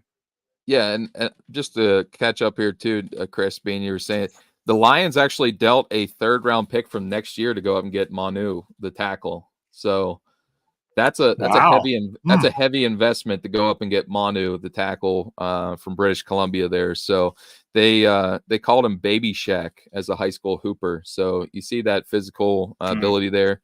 Buffalo Bills took Ray Davis, the little bowling ball powerhouse. So that's a nice compliment to James Cook. And then one other running back here. Miami Dolphins just keep adding speed to their running back room. They got Jalen Wright, who ran a 4.38. So that running back room is nothing but speed with him and A-Chain and Mostert there. So definitely have a type out in Miami. So is this the running back run? Here I saw that the 49ers took a running back at 129. There's a little run because Will Shipley went right before him. Yeah. And Shipley was a guy I thought maybe the Steelers would look at the fourth round if they wanted to telegraph maybe a play that they wasn't going to exercise the deal on Najee. But I think that's kind of written on the wall that they're either going to exercise or give him a short extension. Yeah, it really doesn't make sense to not do it with as cheap as it is. Relative to everything else. Yeah. I mean, if they pick up the fifth year option, it's like what, 8-point-something million? 8. Well, no, it's less than 7. Oh, less than 7. Okay. Is it like 6.7? It might have look been. real quick. It is 6.79. 6.79. I would do it. I would have done it yesterday because for some reason was thinking it was like 8. And I had just balance accepted that. It could be delicate now because you have 2 players where you could exercise the 5th year option, and they might need to handle that all right with how they with Justin Fields and everything else. And I like that they said, let's wait till next week. Let's get the draft done, and then we'll worry about that. We have other things we have to worry about first. I like that mentality of a way to say it. So, oh no, go ahead. Justin Fields, it's a no-brainer. They're not exercising that. His would cost $25.664 million. That's as much as I love Justin Fields, you ain't giving him that on a guaranteed contract for injury. They're not going to do that one. Now. No. Yeah. You might see that as the guaranteed money over the 2-3 years of a deal. Right. You know what I mean? Tied to the playing incentives. And then Kansas City just went off the clock here. They took a tight end, so a guy to learn behind Travis Kelce. They took Jared Wiley, the former quarterback here for TCU, one of the better pass-catching tight ends in the draft. I think I had him in the late 3rd round on my big board here. So I really liked him as a player. He needs to develop as far as a blocking side, but that offense asks you to do a lot in the pass catching game. No. I was just going to say, I thought it was funny that Omar Khan, when he got asked about the extensions, was like, we're just focused on the draft right now. We'll do that after the draft. And then, 2 days later, the Alex Highsmith restructure comes out. And then everybody's like, oh, they're trading for Ayuk. They're trading for Sutton. Wow. So I'm just catching up a little bit here on X or Twitter, whatever you call it, where Jeremy Fowler said the last time the Steelers used 3 of their first 5 picks on offensive line was 1976. Did you guys mention that in the while I was away doing the podcast? No. Wow. Did not know that one. Yeah, so apparently I'll have to check it later because we're here. That it was Pat Meyer that did the press conference, and his first words were "Christmas came early." I mean, there we go. Offensive lineman for him here in the first 4 rounds. That's pretty nice. Yeah, that's big time ad for him. Yeah, my personal dream out of the first 4 or 5 picks would have been 2 offensive linemen, 1 defensive lineman, but getting 3 offensive linemen, I'm still happy about. Like I said, I wanted the, boring draft, not the flash players, just the trenches. Yeah. Well, and it's interesting because someone else brought this up. I've been noting this on a lot of the Steelers draft picks, that one of their biggest weaknesses is they'll be a 24-year-old rookie. This is at least the third of their picks, I think, that'll be 24. Yeah. During this season. I mean, is Frazier is he one that turns 24? And this one, and I think Wilson, linebacker Wilson, I think he turns Peyton Wilson is 24. So, and they said, which is ironic because they'll be the exact same age as Patrick Queen. And doesn't that put them all older than Broderick Jones? Yeah, I was gonna say they're all older than Broderick Jones. But will it be this year or next year that you officially get out of the era of that extra COVID year of eligibility? So the players won't just overall be quite as old as they normally are. I think this is the last draft that is affected by that, or maybe next year. It is. It's next year. That's Roy's answer. Yeah, it's next year is the last one. They should be coming up with the capability to have 6 years in any of your draft classes, because it's been a nightmare as far as scouting, because you're trying to run down if this guy's been a redshirt, and then not only that, but the proliferation of the transfer portal. Then on top of it, you're like, this guy's been to 4 schools. Like Kyrie Jackson, the corner from Oregon, was at 4 schools, and then you're trying to track down tape from him as a freshman or a sophomore, and you're like, you don't know if the number matches. You don't know if this guy's seen the field outside of maybe special teams. So it's been a Herculean task for some of these players to try to get all the tape that you need on them to watch. Right. So. Yeah. But I like what you're saying before about, the NFL with what they might be doing with contracts or what they would look at for the next CBA. That's one thing. They don't just sit back and continue to just do it the way they've always done it. Constantly trying to make it better. Man, dropping that where you said before, if they drop it to 3-year contracts, look at what percentage of teams' rosters are made up of players that are on their rookie deals. Mm-hmm. And so many of them don't always necessarily make it to the 4th year.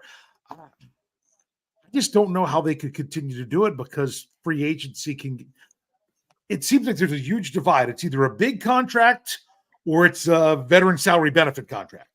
Yeah. I mean, if they drop that down to 3, you're going to see the VSB contracts, go through the roof as much as they can. Wouldn't you think so? I don't know. I think you might see that mid-tier market get a little bit more heavier. You might see guys, instead of playing out the whole 3 years, they get 3-year extensions. The other thing that you got to take into effect here, as far as the players' side, if you're a first-round pick right now, you really don't have access to free agency if the team that drafted you really wants to, until, say, your 7th season. Because if they exercise their 5th-year option, they can then franchise tag you. We've hardly ever seen somebody franchise 3 times, but at least twice. You'll get them the franchise tag once, and then some teams, if you're that good of a player, they will franchise tag you again for 120% of the last year's salary. As a player, you're talking about if you're one of those players, you're not going to hit free agency till you're almost 30.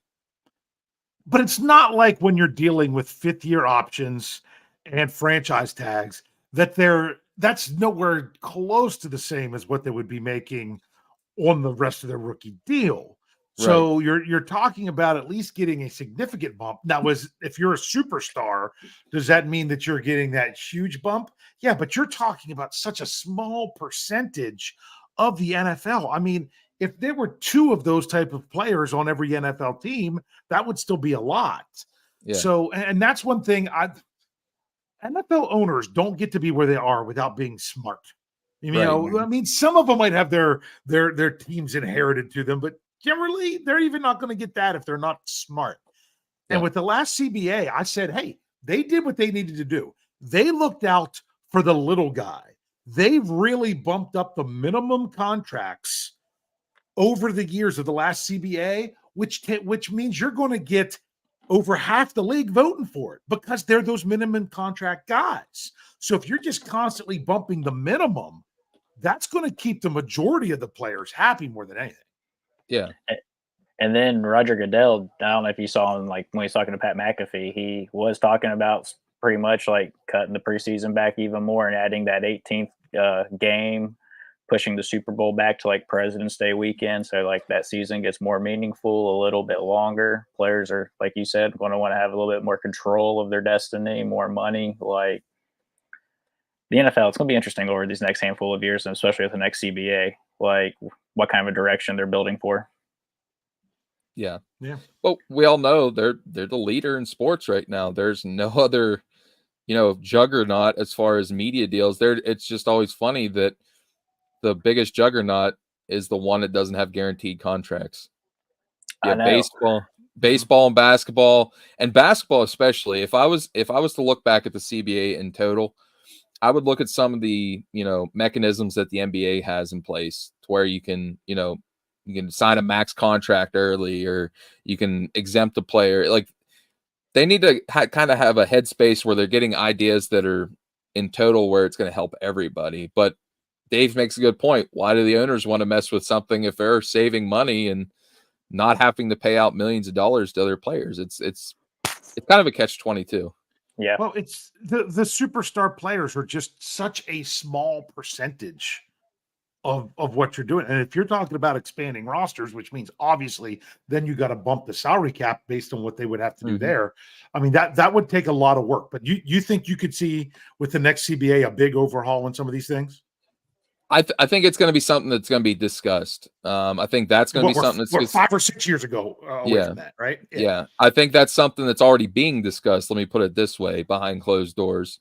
And I also think one of the other biggest ones is healthcare and these players and how to be able to recoup afterwards.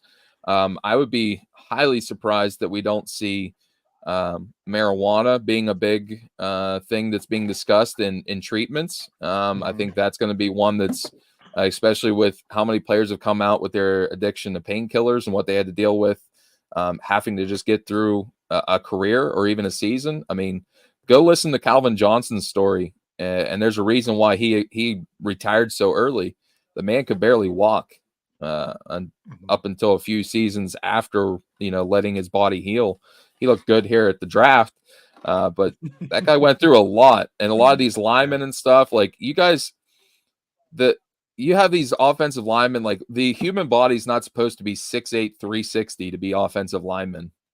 You put yourself through that toll to make your money, and then you see these guys dropping down to like 210 afterwards. Just like a Marquise Pouncey. Right. Like there's a reason why they maximize their window here. And I think all that stuff is going to come to the forefront in the next few years, because the next coming generation of leaders are going to be asking those questions. It's not just going to be the concussion questions or the money. It's going to be what are we doing holistically to the whole that we can add to the Players Association. I mean, I can't imagine the wear and tear on the human body of being in the NFL. I mean, I just turned 46 and I did track and field in college with a lot of weight training as doing the throwing shot put and hammer. and my shoulders are toast. I can't play catch with my sons. I can't throw overhand. Yep. So, and I'm told my only surgical answer is shoulder replacement, and I'm still a little bit too young for it. Yeah. And that's just from doing, the Division II track and field. I couldn't imagine the wear and tear these guys go with. So that is a really, really good point there. And Jeff is back. I'm back. Jeff's back. I'm back. Hey, and talking about a physical playing style, how about the guy that the Packers just took here off the board? The running back from Wisconsin, Braylon Allen. Not the Packers, excuse me, the New York Jets. I seen the Packers there for some reason. They compared him to AJ Dillon. Yeah, they were competent to AJ Dillon, but Braylon Allen, that dude's a physical freak. You see he was working out with Derrick Henry, physical downhill runner. So the Jets are getting another guy to add to that equation with Breece Hall and Israel Abanikanda. He's only 20 years old. Yeah, that's crazy. Yeah, we were talking about the number of players that the Steelers have drafted that'll be 24 this season, which, as someone pointed out, is the same age as Patrick Queen will be this season. He was another young one coming out of the draft. Yeah. So good stuff here. So outside of like Drake May and Caleb Williams, aren't like all the quarterbacks older than Justin Fields this year too? Like between Penix and Jaden Daniels and Bo Nix, I think they're all going to be like 25, 26, 27. Now, Hartman is old too. Yeah. I mean, you are. Oh, Joe, you mean the quarterback? Yeah. He hasn't gotten drafted yet. Or anything, Sam, has he? Right? No. Sam Hartman? Yeah. Sam Hartman. No Wake Forest Demon Deacon. Yeah. That good old mesh. We had people when we did our live draft on Scobro Show wanted us to take him because the Steelers need a Hartman. They do need a Hartman. Just not that Hartman. That Hartman. That jersey would look good in the background, though, Jeff. You It sure would. That one immediately. Frame that sucker and put it up right in the background. Better than that side to Mason Rudolph football. They'd be like, is that a print your own? No, that's Sam Hartman. Got it signed. That's a real one right there. Yeah, he didn't make the team, but I kept the jersey. Exactly. Why not? Hey, Pittsburgh might have just give you that one. They probably just figure out what the. I missed this. Thanks. Me and Joe said the Niners took another wide receiver. Yeah, they took Jacob Cowing from Arizona. So they have 3 wide receivers, and they just drafted 2 more. People are really reading into that. I don't know. Auburn cornerback Nehemiah Pritchett to the Seahawks. Mm-hmm. The man ran a 4.36 40. The one pick that just went off that I really like was Detroit took another a versatile playmaker, Sione Vaki, the safety running back. He's one of my favorite players. And they announced him as a running back, didn't they? Yep, I'm pretty sure they announced him as a running back. Yeah. So I think either way, he's going to be a special teams force, kick returner in these new roles. That's an interesting ad for Detroit there. And then one of the other ones that I really like, we talked about him, Jaden Hicks, the physical safety, went to Kansas City. So he gets to go back there and play with Justin Reed and all them guys on the back half. So that's a nice pick there as well. Hey, Roy, while we have a little lull in the action, I wanted to ask you a question we talked about earlier. I wanted to get your take on it, and that was we'll say the final years of the Kevin Colbert era. A lot of people, myself included, have gone back and taken a look, and it doesn't look great in hindsight. Yes, you can talk about the salary cap situation, and that doesn't really change the draft approach. Although, you trade a first-round draft pick in 2019 to Miami, that does change your 2020 draft. What's your take on Colbert's final few years in Pittsburgh? I mean, if I can speak frankly, we kind of touched on this a little earlier. I mean, the late years left a lot to be desired. I think he maybe didn't stick to his laurels as far as drafting the way he did earlier in his career. He looked over need compared to value. He took players that he wanted to shoehorn into positions that weren't ready. like Kendrick Green should have been a guard, should have never been a day one starter at center.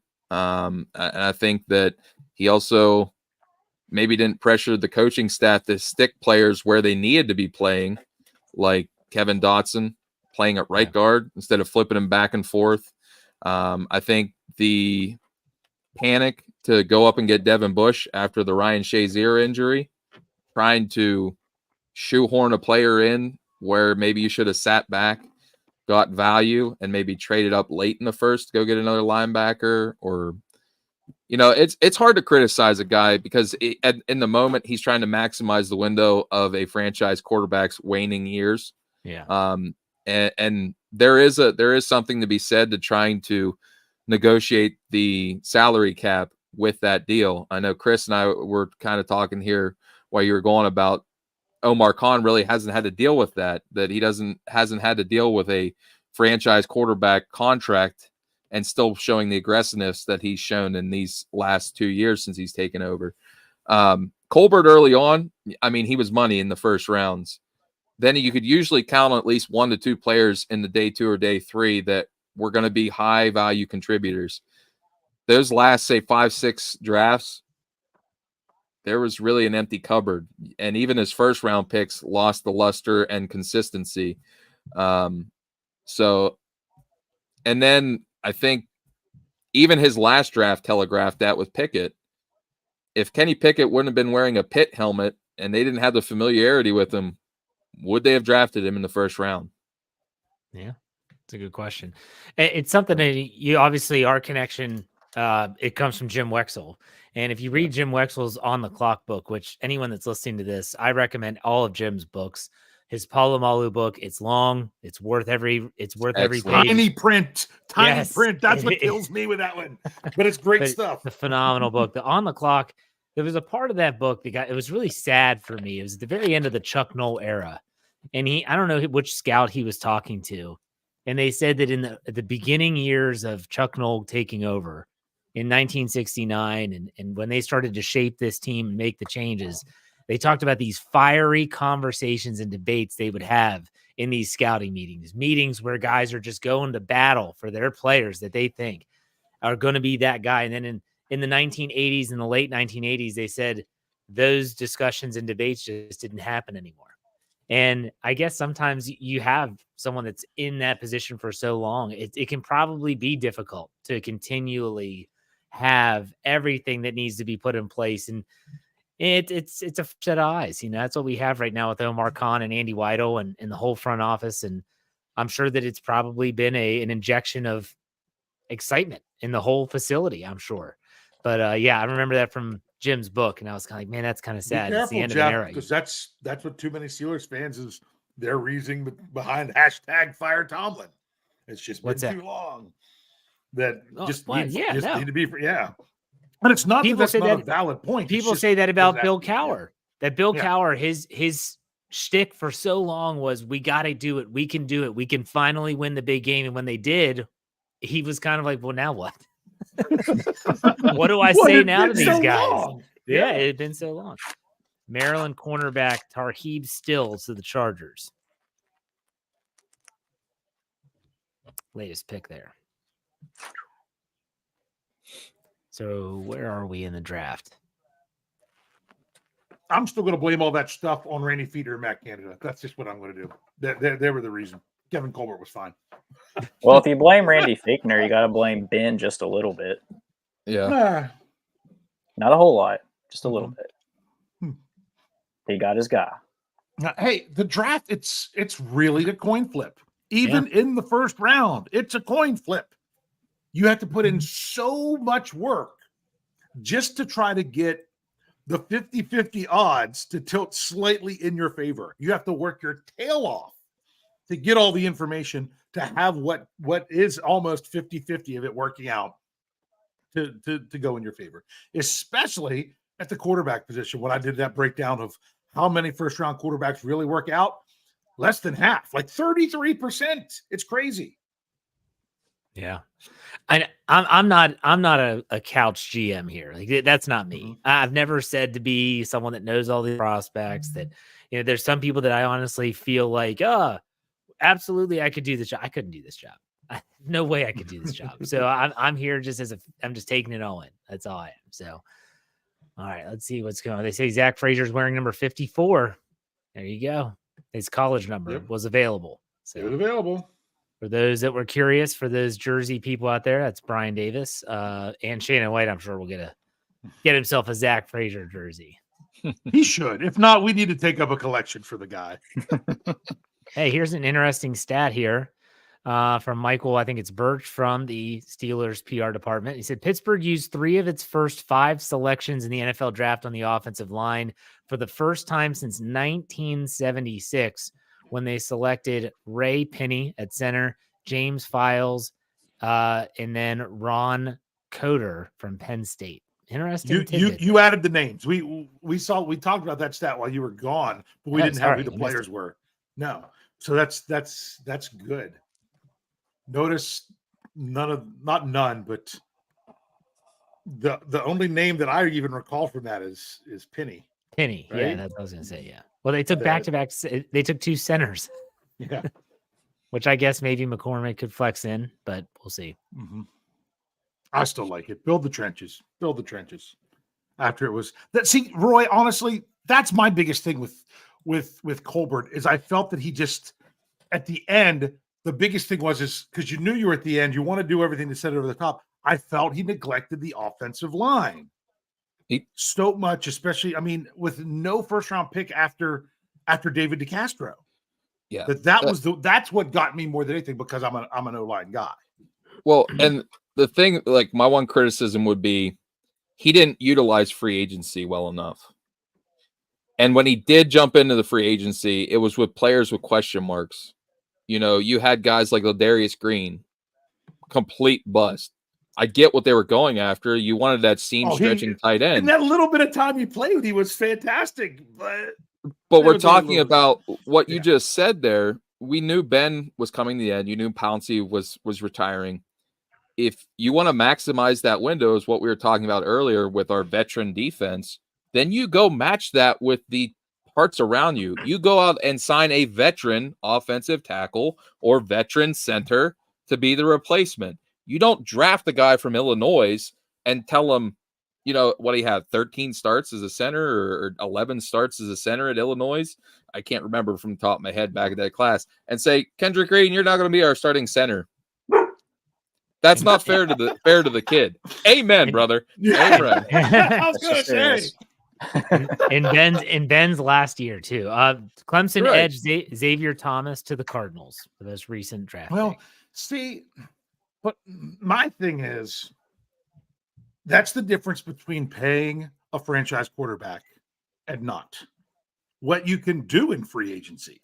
That is real. I mean, Chris hit it earlier.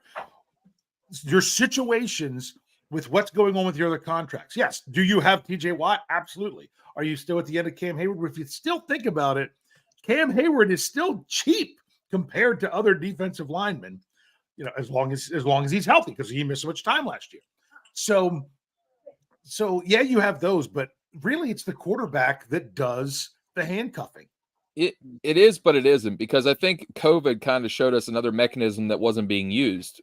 And I think a lot of it is the traditions that the Steelers don't do when they do contracts. They don't like guaranteeing money outside of that first year, except for the certain exceptions they've made with TJ Watt. The COVID years in the free agency have helped them, not only the Steelers, but other, like teams like the Saints, is the void years being added. So now you have another mechanism to add and kick the can down the road, as we've always done with restructures, that kind of give you more lenience of saying we can go add veteran guys to the equation, especially when you have a Hall of Fame quarterback in your conversation when you're talking to these free agents. You know, if you're a guy that's saying, I'm just going to go play for, say, I don't know, a team that only has a middle of the road quarterback, why would I want to go sign with them when I can go sign with a say team hi real quick? Say hey, bud. Can you wave at him? That's the next wave of Steelers media right there. There we go. Yeah, hey, buddy. So it's just stuff. there's lots of mechanisms. To me, I always subscribe to the theory that the salary cap's a myth. If you want it to happen, you can have it. Don't say that. Because Denver You're Broncos are eating almost 90 million for Russell Wilson. It's not a myth. It's just not concrete. It can be massaged whatever way you want to make it say what you want. Well, and it can bottom happen. line is, when you got to the end of Ben Roethlisberger's contract, going into his final year, you had, if I do recall, it was $19 million. There's nothing you could do with it other than take it that year. But you knew that for a while. So that's the thing. It's pushing it out there, but knowing that it's there. And I know a lot of people hate kicking the can down the road. I gotta remind them, with the exception of 2021, that's why it hurts so many teams. Yeah. You kick the can down the road because it's less expensive. Right. Because $1 now is not the same percentage of the salary cap as $1 4 years from now. It's not, because the cap goes, it went up so much this year. So that's what you're looking at there. So I get kick it out, but I really don't like void years. And I'm glad that the Steelers don't use them outside of that 2021. Yeah. They haven't used them since. Now there's a report I'm going in to check again, because you get Alex Highsmith's restructure. All right. They have it different depending on which source you have. Over the Cap has it as a full restructure with him with the league minimum salary for this year, and everything else got moved into signing bonus that saves the Steelers $7.2, I think it's $0.206 million. But if you look at Spot Rack, who oftentimes their numbers aren't exactly the same, they don't have it as a full restructure. They only have it for the Steelers just make $7 million, get $7 million back. But they added a void year onto it. And I'm like, I don't think that sounds right, because outside of 2021, Steelers have never done that. Yeah. So, but are you in favor of using void years there, Roy? I am dependent upon the situation. If you have a veteran quarterback and a veteran roster, yeah, why not? Maximize your window for all the potential you have. That's why you haven't really seen teams maximize that except for after COVID, which would have been post Ben. And, I wonder that maybe if they were able to implement that in the last, say, 2 years to maximize the window that you have with Ben and say, we'll eat the loss in kicking the can down the road when we have a rookie quarterback contract on here and we're in that transitional time. So it's really dependent upon where your roster stacks up. If say you're the Atlanta Falcons, you just went and got Kirk Cousins. Well, I need to maximize my window because I only probably got 3 years to go for a Super Bowl. And I'm going to do everything in my power to go out and add veterans to this lineup without sacrificing my draft capital. But I want to add, if I have a glaring need, I'm going to go try to fill it with a veteran than I am through the draft. It's interesting. Where are we in the draft? Does anyone know? In terms of pick around number? Pick 140, 141. All right. Yeah. I saw the Chargers picked. The Giants are 141. No, the 141 is Buffalo. Xavier Thomas to Arizona, and then Jordan McGee to the Commanders, which he's an interesting linebacker there from Temple. Hard-nosed kid. Really good athleticism, good lateral mover, got sideline to sideline. He's just a little undersized, but he's a dog at linebacker. He's a dog. There we go. Yeah, there it is. Where's Pat when we need him? I can't find a list that's like populated with all the trades, and I'm sure it's tough to keep track of. So I'm using NFL.com's draft order. It's just hard to figure out. So I have a feeling we're coming in on your under 2.5 trades in this draft by the Steelers, right? Seems like it, which is crazy. Hey, and we just had one of our chat's favorite players we talked about, Cedric Van Pran Granger, just went to Buffalo. Did he? Yep. So at 141. That's interesting. Andrew Wolbart loved him. That's an excellent pick for Buffalo. Just left Mitch Morse leave the zip code there. So that's probably a day one starter there for Buffalo in the fourth round. Or are we in the fifth now? Oh, it's fifth round. Yeah. Is it fifth round? I think it is. I didn't know how many comp picks were in the 4th round because I knew, because I knew you were 130. Oh, yeah, pick 135. 135 is the last in the 4th. Yeah, right. it's round 5. Well, Jeff, maybe we'll still get our dream, and they'll trade both those 6th up for a 5th, and we can be done. Well, so they have in 6th, they had the 2nd overall pick in the 6th round. And then they have pick 195. And Cam Hart just went to the Los Angeles Chargers at 140 to the Chargers. People were asking about him in the live chat. I remember that. He had some red flags with some knee injuries that kind of made him drop. He was a former receiver, transitioned to corner, long, lengthy player. Didn't have the 4.4 speed that you look for in corners, but he's more that 4.54 kind. So, do you still think they'll go quarterback at some point in this draft? I know Omar Khan said he'd like to. He was open to it. We'll say that. Yeah. I will just say this, though. If Kyle Allen's your 3, I would rather have Spencer Rattler as my 3. If we're gonna draw straws, I'd rather have Spencer Rattler at 3. But what about Milton? Big cannon. What do you think of that? I love Joe Milton. I think he'd be a neat addition to maybe even some package football whenever we're going goal line with both running backs running out of shotgun with him. Yeah, I'd be signing up for that. But last 6th round pick, if I can huck a ball 80 yards, sign me up. He's going to be better upside than what Kyle Allen is. I mean, what's the worst that we can do? Put him on the practice squad for a couple years, see if he develops. He's got the size of Big Ben, but he doesn't have near the touch or accuracy even to be probably a NFL backup at this point. But I don't know. I think the quarterback that I think they more than likely are either going to take in that last 6th round or maybe undrafted free agency is Carter Bradley from South Alabama. Mm-hmm. Yeah. Well, and was it and you had a late tackle you liked? Was it Georgia State? Yeah, Travis Glover.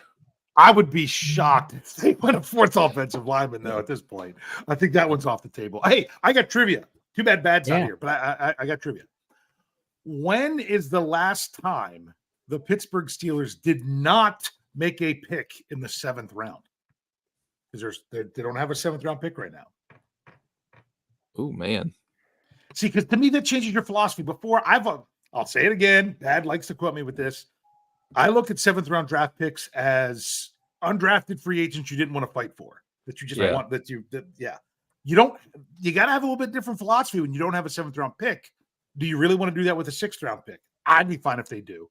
But to just take that guy that you didn't want to have to scramble for. But when was the last time they didn't have a 7th round pick? Jeff, no cheating. I looked at the live chat. Sorry.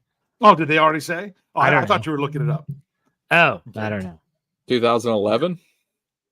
Let's see. 2011. They in the 7th round. They selected Baron Batch. Good old Baron Batch. Good story. Mm-hmm. Texas Tech, right? Yep. And he's the artist. He's the artist, right? He's the artist, yeah. Yep. He tore his knee up real bad. Yeah. I'll go with actually further back than 2000. Monongahela Mike says 2005, so I'll give him a plug and use his number. Okay, 2005. They actually had 2. Come on, Mike. Sean Nua and Noah Heron. And I'll tell you, from the 2 numbers you guys have said so far, it's in between them. Okay, so between 05 and what did you say, Roy? 11? 11, yeah. 2009. Okay. 2009 brought us A.Q. Shipley and David Johnson. 2008. It is 2008. There you go. There was they had 2 6th round picks in Mike. I never say this right. Humple and of course the infamous Ryan Mundy from West Virginia. Mm-hmm. He's infamous to me because I think it was his cousin or nephew was a student was a football player at where I was coaching at the time. I'm looking at this here. The Steelers have always been great at finding these like gems. Like the 7th round pick, undrafted players. Yeah. I'm trying to think, who is that gem that's on the roster now? Like, is it a Spencer Anderson who maybe comes in and fills in and is a good depth piece? I don't know. To me, I think of a gem. It's more like a Brett Kiesel, a 7th round pick that turns into a starter. It's a Ramon Foster who went undrafted, becomes a starter. Are there any of those gems that you all see on Jalen Warren would probably be a gem? I'd imagine we would put him in that category. Who else would be on the current roster? A lot of Steelers fans want to claim it's going to be Corey Trice, but man, we got to wait and see that. That's tough. He's got to put it on the field. Some really wanted it to be Mark Robinson. I think he's expendable now. Yeah. There were people that thought it would be Trey Norwood, and he's not on the roster anymore. Started his first NFL game and out of the league now. Remember the hype around Sutton Smith in 2019? Oh my gosh. Did make team. Everyone thought Sutton Smith was the next. I don't even know. It wasn't even James Harrison. It was this guy's can do it all. He can do it all except make the team. Let me pull out my handy dandy notebook from Stat Geek to remind you from what I did from that episode Thursday morning. Since 2011, the Steelers have only had 2 players that drafted in the 7th round that made it 4 years with the team. Only 2. That's crazy. And they were since 2011, and they were 7th round picks. Beecham. Yep. And both of them are still in the league, just not with the Steelers. They made it their 4 years, and then they moved on. Nicholas Williams. I cheated. He did not make it that long. I cheated, so I can't answer. Well, then it's I was looking. No, because I was looking at the draft history. Yeah. Tyler Medikevich. It's Tyler Medikevich. So because some of these other guys that ended up going on and doing well, they didn't mean that they still made it 4 years with the Steelers. But believe it or not, 7th round picks that lasted 5 years with the Steelers, none. I mean, my goodness, the only 5th round pick. This is since 2011. Remember, since the rookie wage scale, the only 5th round pick that lasted 5 seasons with the Steelers was Marcus Allen. But you had 1 player last 5 years and 2 players last 6 or more years in the 6th round. The Steelers have had better success in 6th round. And this was before Antonio Brown. This was the draft after Antonio Brown. So he's not even one of them. But you had Chicolo that was 4 years, signed a 2-year deal, made it 1, then they released him. And Jeff, you already talked about Shade Tree. It was Dan McCullers and Vince Williams are actually successful 6th round picks. So if you dip into the 6th round looking for guys that were gems, that's when you look at the Antonio Browns. Obviously, but the Vince Williams. You wouldn't call Dan McCullers a gem, though, would you, Jeff? Yeah, he had the pictures on someone. Stay on the team as long as he did. Yeah. It's here. The last pick was Anthony Gould, Colts. Goes to the Colts, wide receiver, Oregon State.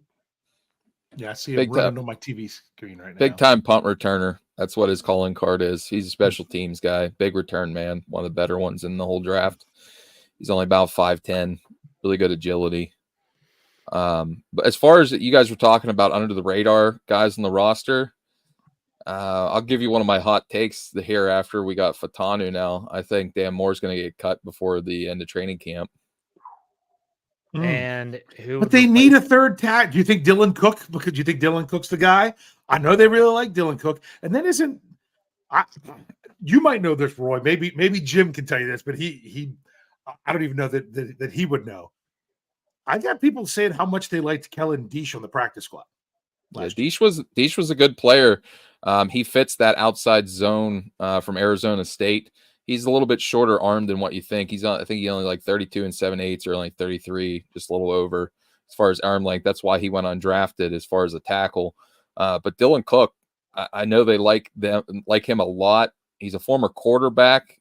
He's one of those tackle projects that they always seem to get more out of than what they think. And I think another year in the program here, I think with his ability to both play left and right tackle, I think that could be the guy Now that all comes with a caveat that Fatanu is going to be your left tackle and you're ready to roll. But I think Dan Moore could either be cut or be one of those players we see flipped at the early on in preseason if an injury takes place on another team. Because I think Cook could be their swing tackle. That's interesting. And then you said something there that brings up an interesting debate that we're going to be getting probably over the next few months. Where they think Fautanu, left tackle or right tackle? That was my question. I was going to ask him. Good call. Easy for me, left tackle. The cross training that Broderick had at Georgia, I know he was drafted with the idea of playing left tackle, but I seen him dominate at right tackle last year. I'm not going to move that off with a guy now that's primarily played, I think it was 2,200 snaps at left tackle at Washington, even though he's come out and said, too, he's been cross-trained at right. I think you just leave that at left where he's more natural. We were just talking about Kevin Dotson, okay? Kevin Dotson, when he came out of Louisiana, was a 5-year starter at right guard. Then we brought him here and kept flipping him back and forth at left and right. Can you do it? Yes. But I'm sorry, I subscribe to the theory of if that's where you're best at, let's leave you there. And I have experience now of Broderick Jones starting at right tackle, playing high-quality snaps at right tackle, opening huge rushing lanes. So, see, I've been saying this for a while, so sorry, listeners, that you're having to hear it again. Being a former offensive lineman and offensive line coach, I believe that if you're a quality offensive lineman, the side of the line doesn't matter. It really should. If you're that good, you should be able to play either side. In our system where I coached, we did not have a left tackle and right tackle. We had a strong tackle and weak tackle. We flipped our line and always lined up the tackle with the tight end, depending on which side the tight end was on. Now, we're talking high school football, but it was the whole notion of what's more important, to be the guy who's always on that side, or being the guy that's always knows that you have a tight end next to you, or you don't, or you're the end guy on the line of scrimmage. So to me, I say that my prime example is Marquise Pouncey.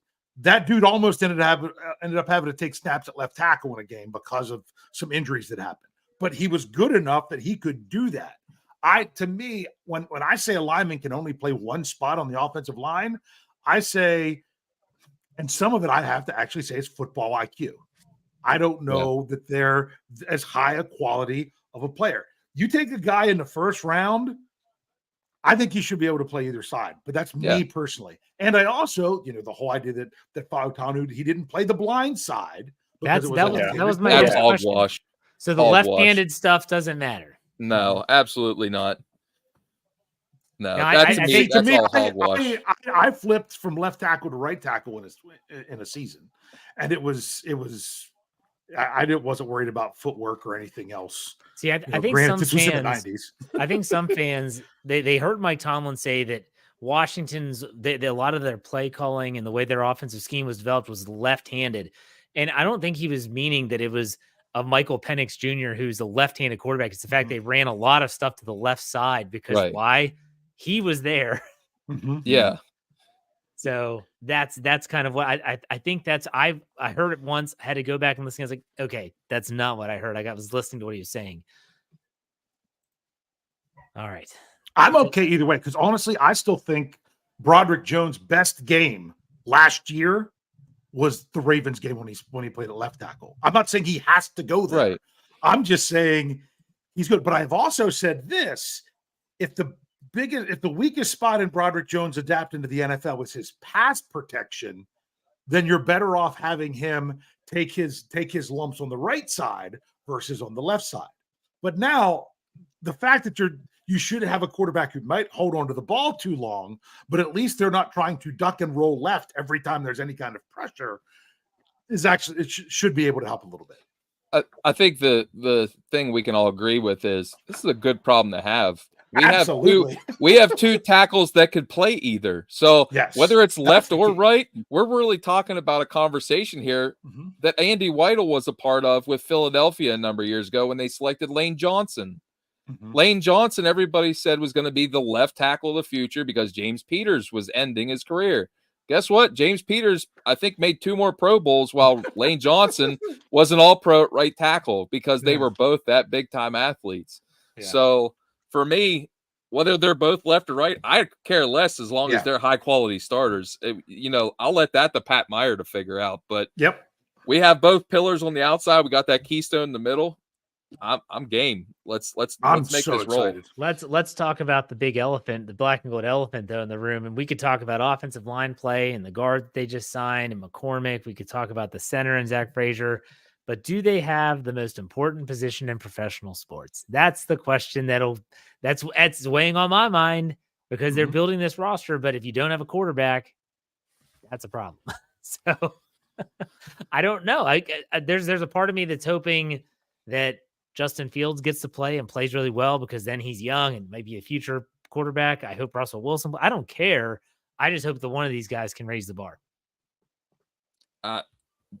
Jeff, for me, I don't think Fields sees the field this year if Russell Wilson is who he was last year with Denver. Okay. We have I've been talking about this, maximizing our window. Our veteran defense, we need to maximize that. And Russell Wilson's is on a Hall of Fame track here. He's won a Super Bowl. That's my guy I'm riding and dying with this year with all of our players. I think he gives us the best chance of winning in this year for a Super Bowl, especially if all the assets can pan out in the offensive line. We have a two-headed monster in the running back room. I don't think we're done yet at receiver. I wouldn't be surprised if we see Cortland Sutton maybe or a free agent. I don't think we're done at receiver or corner yet. That to me, after this draft, you might see some movement coming to fruition here to kind of patch the final holes that we didn't get here. And Russell Wilson, I think he had 25 and 8 last year as far as touchdown interception, 26 to 8. Yeah. 26 to 8. I was going to say, I remember it's 26 and it was less than 10.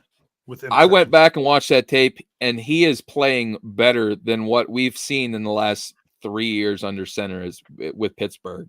So we were able Denver paid him to go away. He has to be terrible. I don't care. Right? Sean Payton's a terrible coach, and I'll be the first one to say that. Thank you for he's an egomaniac. My sarcasm. He is an egomaniac, and you're going to see that come to fruition with Bo Nix as his quarterback this year. And Russell Wilson, I give him all the kudos in the world because of the situation that Payton tried to get his guaranteed money voided after he avoided restructuring his contract. And then that's the unknown secret, and a lot of people don't want to talk about it, but he could have been fined for conduct detrimental to the team if he would have barked back at Sean Payton on the sideline whenever they tried to pull him from that game. And it just so happened that he took it like a professional and sat there and took it because he knew what Payton was trying to do. That to me, that's a bad situation that you want to be the quarterback of that. No, you're pinning ownership against, do you choose the quarterback or do I choose the coach that I just traded for and gave $20 million a year for? Yeah. So it's a losing cause. It's the quarterback's going to go. So Russell Wilson, I think, has a fire lit underneath of him to prove a lot of people wrong this year. And I think that's why whenever he became available, you've seen our hierarchy on the defense be the first one at the line pitching him to come to Pittsburgh, in Hayward and Watt and Fitzpatrick saying, we've been holding the hallmark down here for the last 2 years. We need just a little bit of help and a little bit of accountability on the other side. Dave, what did the Steelers average points per game last year? Do you know off the top of your head? I know it was 18 the whole season. I broke it down into so many different parts. I keep splitting the season in half with Canada, without Canada. So for the whole, oh my God, I got it here somewhere. So for the season, you could probably just Google it faster. Yeah, you could probably Google it, but I mean, my goodness, this notebook is it fills up fast. We'll just say that. All right, here we go. I got it right here. You got it. Good. Points per game. Let me see. It was because they were still under 20 even after they fired Canada. It was 19. It was 16 something with Canada and 19 something without. So, all right. So points per game. Offensively, the Pittsburgh Steelers averaged 17.9. Okay. Yikes. Which I believe is a tick down from 2022. Yes, they averaged 18.1. So they actually went in the wrong direction. I feel like the Steelers defense they were 16-6 with Canada, 19-7 under Faulkner and Sullivan. I always say this, I was the lacrosse coach. If you can see in the corner there, I have a lacrosse helmet for the team I coached. And I used to say it was the rule of 10. Like that was my philosophy as a coach. If we keep them off of 10, don't let them score 10 goals. We should be able to put in 10 and we're going to win games. I don't care if we win 10-9. Doesn't matter. Get to 10 and keep them off of 10. I feel like the defense was like, can we just get 21? Can y'all just give us 21 points? We'll keep them under 20. And then you all do 20, just give us 3 touchdowns a game and we'll be fine. I feel like that's where they are. In the offense, you just got to do it. Starts up front. And that's why I think why you're seeing the draft. That's a big focus. But honestly, I think the defense does better not having a lead. That's why they keep them down to more numbers, is because when they don't have the lead, they stay aggressive. If they do have the lead, you see the soft zone, you see him all not giving up the big play, and you're going to give up more points. I honestly think last year the biggest reason the Steelers ranked so high in points meaning so well, sorry, not a high number, but ranked so well in points surrendered, is because they had so many games that they didn't have the lead late that they were just trying to protect. They did much better when they were just staying aggressive and saying, hey, let's get the ball back to the offense and see if they can work some magic. So as long as you don't change that philosophy, I'm all for it. But just don't play not to lose on defense. I hate it when they play not to lose. Well, remember what was, I guess, 2019? No, it been after. But Canada's first year when they played the Chiefs in the playoffs, they had the pick 6 on the first drive, shut the Chiefs out for 6 consecutive drives, and the offense put up a big whopping 0. Was 7 straight 3 and outs? Are you quoting me, Chris? Because I been put down there. That was the only time all season that the Chiefs went that many drives without scoring points. And the offense didn't do anything. No. Like this defense has had a recipe for success for a while with no clue on offense what to do to complement it, even the least bit. Here you go from Steelers Freak says Kansas City averaged 22 points a game and gave up 17 points a game. Yeah, I mean, they were down in their points per game big time because not being able to pay their weapons, but that's the key. Yes, offense looks great, but if you don't have the defense that can hold it with them, that Kansas City last year showed that they could win differently than what they had before. So, and I think the Steelers are more in line for that, more of a 22 points a game. Because I know, Jeff, you had talked before, can we get to 24? I'm like, if you get to 24, you're actually top, close to top 10 in the NFL. So, I'm greedy, Dave. I'm very greedy. Like, no, you want 50% conversion rate on third down. Like you're like, well, the standard's 40. I don't care what the standard is. My standard's 50%. Get to 50%. Like, hey, one team got that last year. One team. It's going to be the Pittsburgh Steelers because I set the bar so high. But honestly, you want to know the truth? Under Matt Canada, I did the numbers with that. They were actually really good on third down percentage, but that was because they were really low on getting a first down on first down and getting a first down on second down. They were reaching third down at a such higher percentage than other teams. Therefore, their conversion rate, because they were almost insisting on using 3 downs to get a first down. Was that last year or just under Canada in general? I was under Canada. So how much of that was influenced by like the last year or two with Ben, where Ben, the offense did nothing, and then from halfway through the third quarter on, he just was like, you know what? I'm not doing those plays. I'm drawing it up, and we're going to score 24 points here. That's a great question. So, but I mean, one of those years was with Ben, but it was just throughout all that. And I'll just say this point: if we would have had Russell Wilson last year as our quarterback rather than Kenny Pickett, we were probably talking about a home playoff game.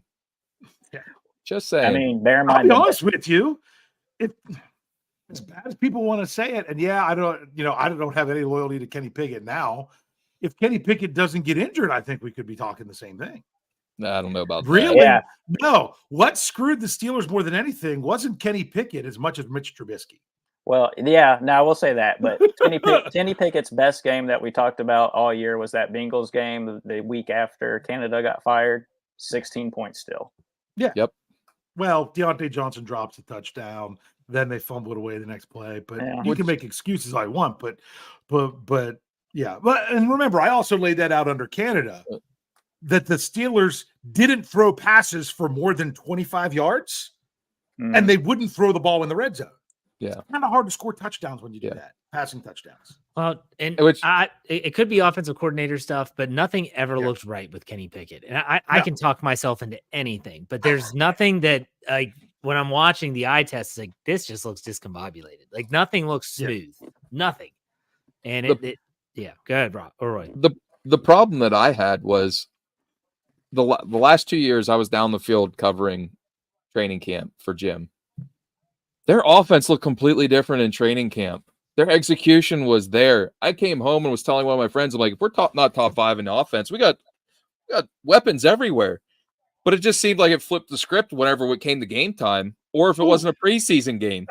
There was no context to the call. There was no big picture scheme whenever it came to game planning. We had so much disconnected ideas like, do we want to run the ball? Well, no, we're running the ball on first and second down for probably 60% of the time. And then they're loading the box, and then we won't make an adjustment until the fourth quarter. I don't know. It just seemed to me like Matt Canada couldn't stick to his convictions. Like, hey, if you want to play your little games and move the eyes of the defense and play the backdoor handoff to the receiver, that's fine. But at least make a whole play calling book to where you're telling a story. You know, that's how you set up plays in the offense. And there was just none of that. Do you think at some point the head coach curtailed him a little bit? And hey, Mike Tomlin, people say I have what a they whole want different about philosophy him. there. But if Roy's sitting there and he's like, he's on the sideline in training camp and the offense is dynamic, it's prolific, and they're doing different things. I'm not talking about the success or failures. I'm not talking about the preseason success here. He's seeing the development of the team and it's looking a certain way. And then they go into the regular season and it looks totally opposite. What happens? Like what? I think he was afraid to fail. That's honestly, I think he was afraid to fail and cause turnovers. I think that's. Go ahead, Dave. There's no trust whatsoever.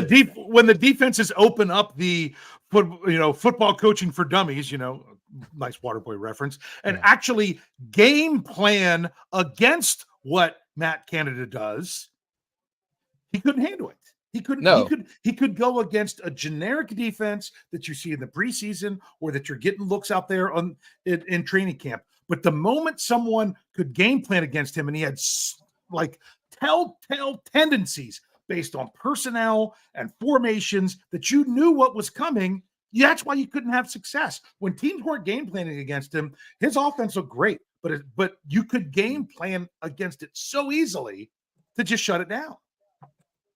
Yeah, because I was watching training like last year, for example, when I was there. They're throwing back shoulder fades to Darnell Washington. I mean, where was that? Where was that in our offense? Or even throwing a pass to Pat Fairmouth. That's what I mean. Like anybody, like I'm seeing this. I'm like, this Darnell Washington's coming in. Like, yeah, he's an extra offensive line, big blah blah blah. He's an underrated athlete. He's making toe tap grabs in the back corner of the. And I'm like, they come into week one, we see nothing. Nothing, not even a squanderance of that, even in the middle of the field. Like, if you don't want to throw it in red zone, fine, but we don't maximize that potential anywhere. It's just like they carve back the offense to not turn over. And then, I'm sorry, if you're an NFL offensive coordinator, you need to have the conviction to tell your head coach, listen, whether my guy turns the ball over or not, I'm here to score points. Like, that's my job. And you're going to have to, accrue for that what you will. But whether that was Tomlin or it was just the ineptitude of Canada, we'll never know. I have more of a tendency to think that it was Canada and the quarterback that was quarterbacking his offense, because they both were kind of mimicking the same traits that Pickett also didn't want to push the ball down the field either. In practice, you said when it's basic, Dave, when it was basic looks, he had no problem trusting his receiver down the field. When we got the game time, it was like, I just can't turn the ball over. I can't take that chance. My defense is too good. You can't play scared in the NFL. Whether it's good or bad results, you're there. You got to make that throw. And that's the microcosm of the last few years. Yeah. To me, this started I feel like that was the mentality even under Randy Fichtner, because to me it all started in 2019 when Ben was hurt. It's ingrained in my brain still hearing Mason Rudolph doing press conferences and saying, Coach Randy is saying about not turning the ball over. Coach Randy, taking care of the ball. Coach Randy, take care of the ball. No interceptions. But kept saying these things. I'm like, is that what they're doing? Is it all about handcuffing?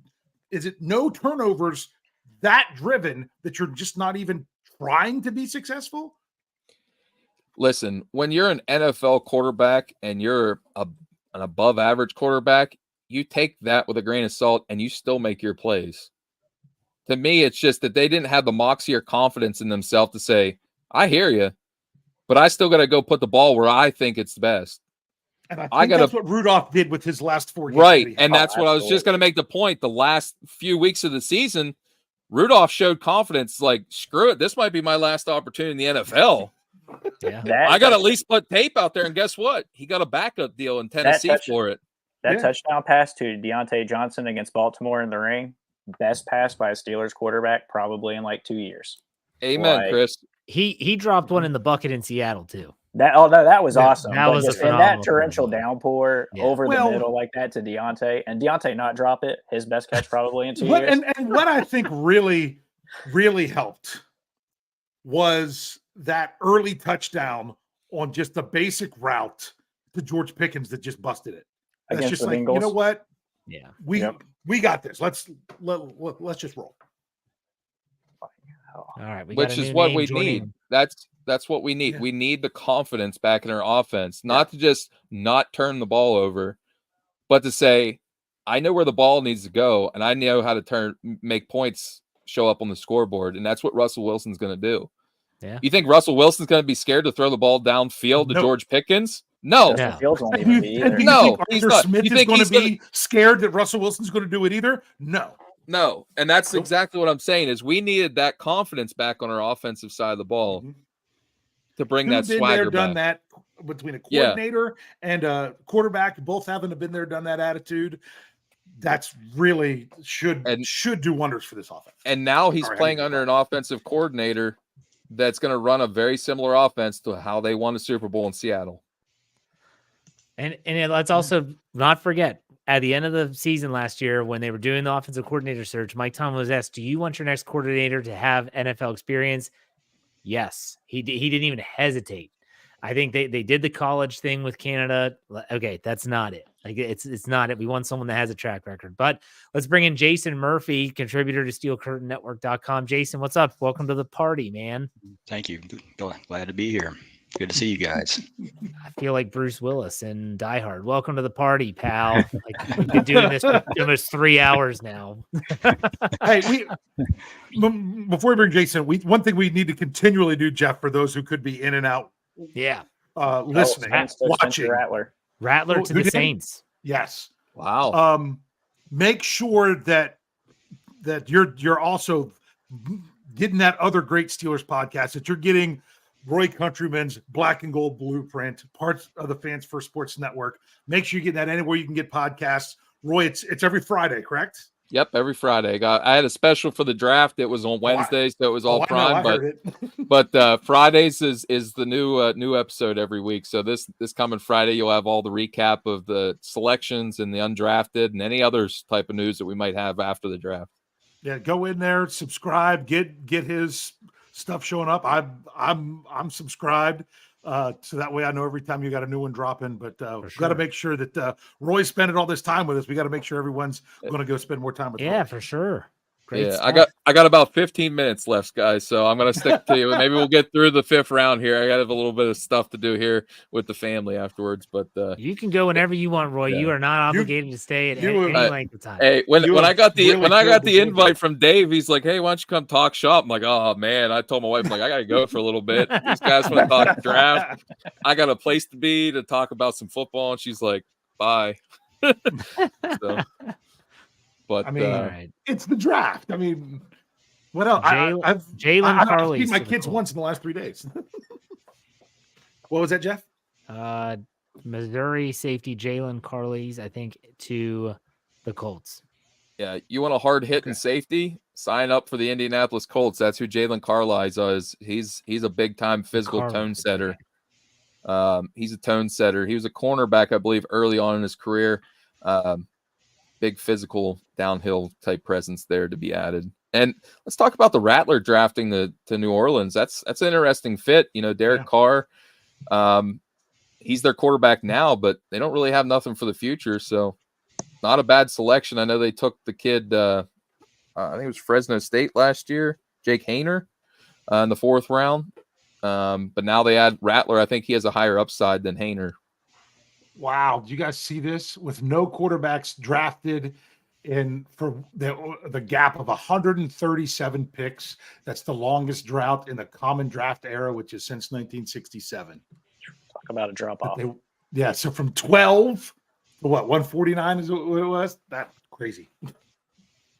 Well, think about the gap that we saw in 2022 when Pickett goes 20th overall to Pittsburgh, and then no quarterbacks until the 3rd round. I think Malik Willis went in the 3rd. No, but someone went before Willis. If Pickett hadn't gone to Pitt, would there have been a quarterback even taken in that 1st round of that draft? No. Nope. Roy says no. I don't know. Andrew Willis swore it was going to be Malik Willis. I was on the Malik Willis train, and I still ride or die by that because if we're talking about wanting a 3rd quarterback upgrade, hey, I'll flip a 7th next year for Malik Willis. I would love that guy's upside on our bench to be that instead of maybe even taking Joe Milton or one of these other guys. I think his upside's a little bit higher. Interesting.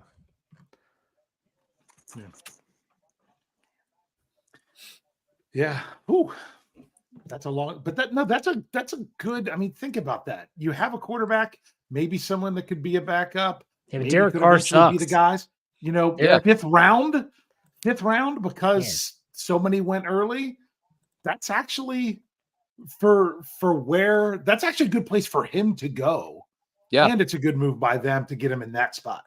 And the fieriness, Derek Carr isn't much, Jeff, but he is a fiery competitor. That is true. I'll give him that. And he's a good dude, so he's not going to just completely shut him out. He's going to mentor him. So that's a good lottery ticket to take for out there in New Orleans.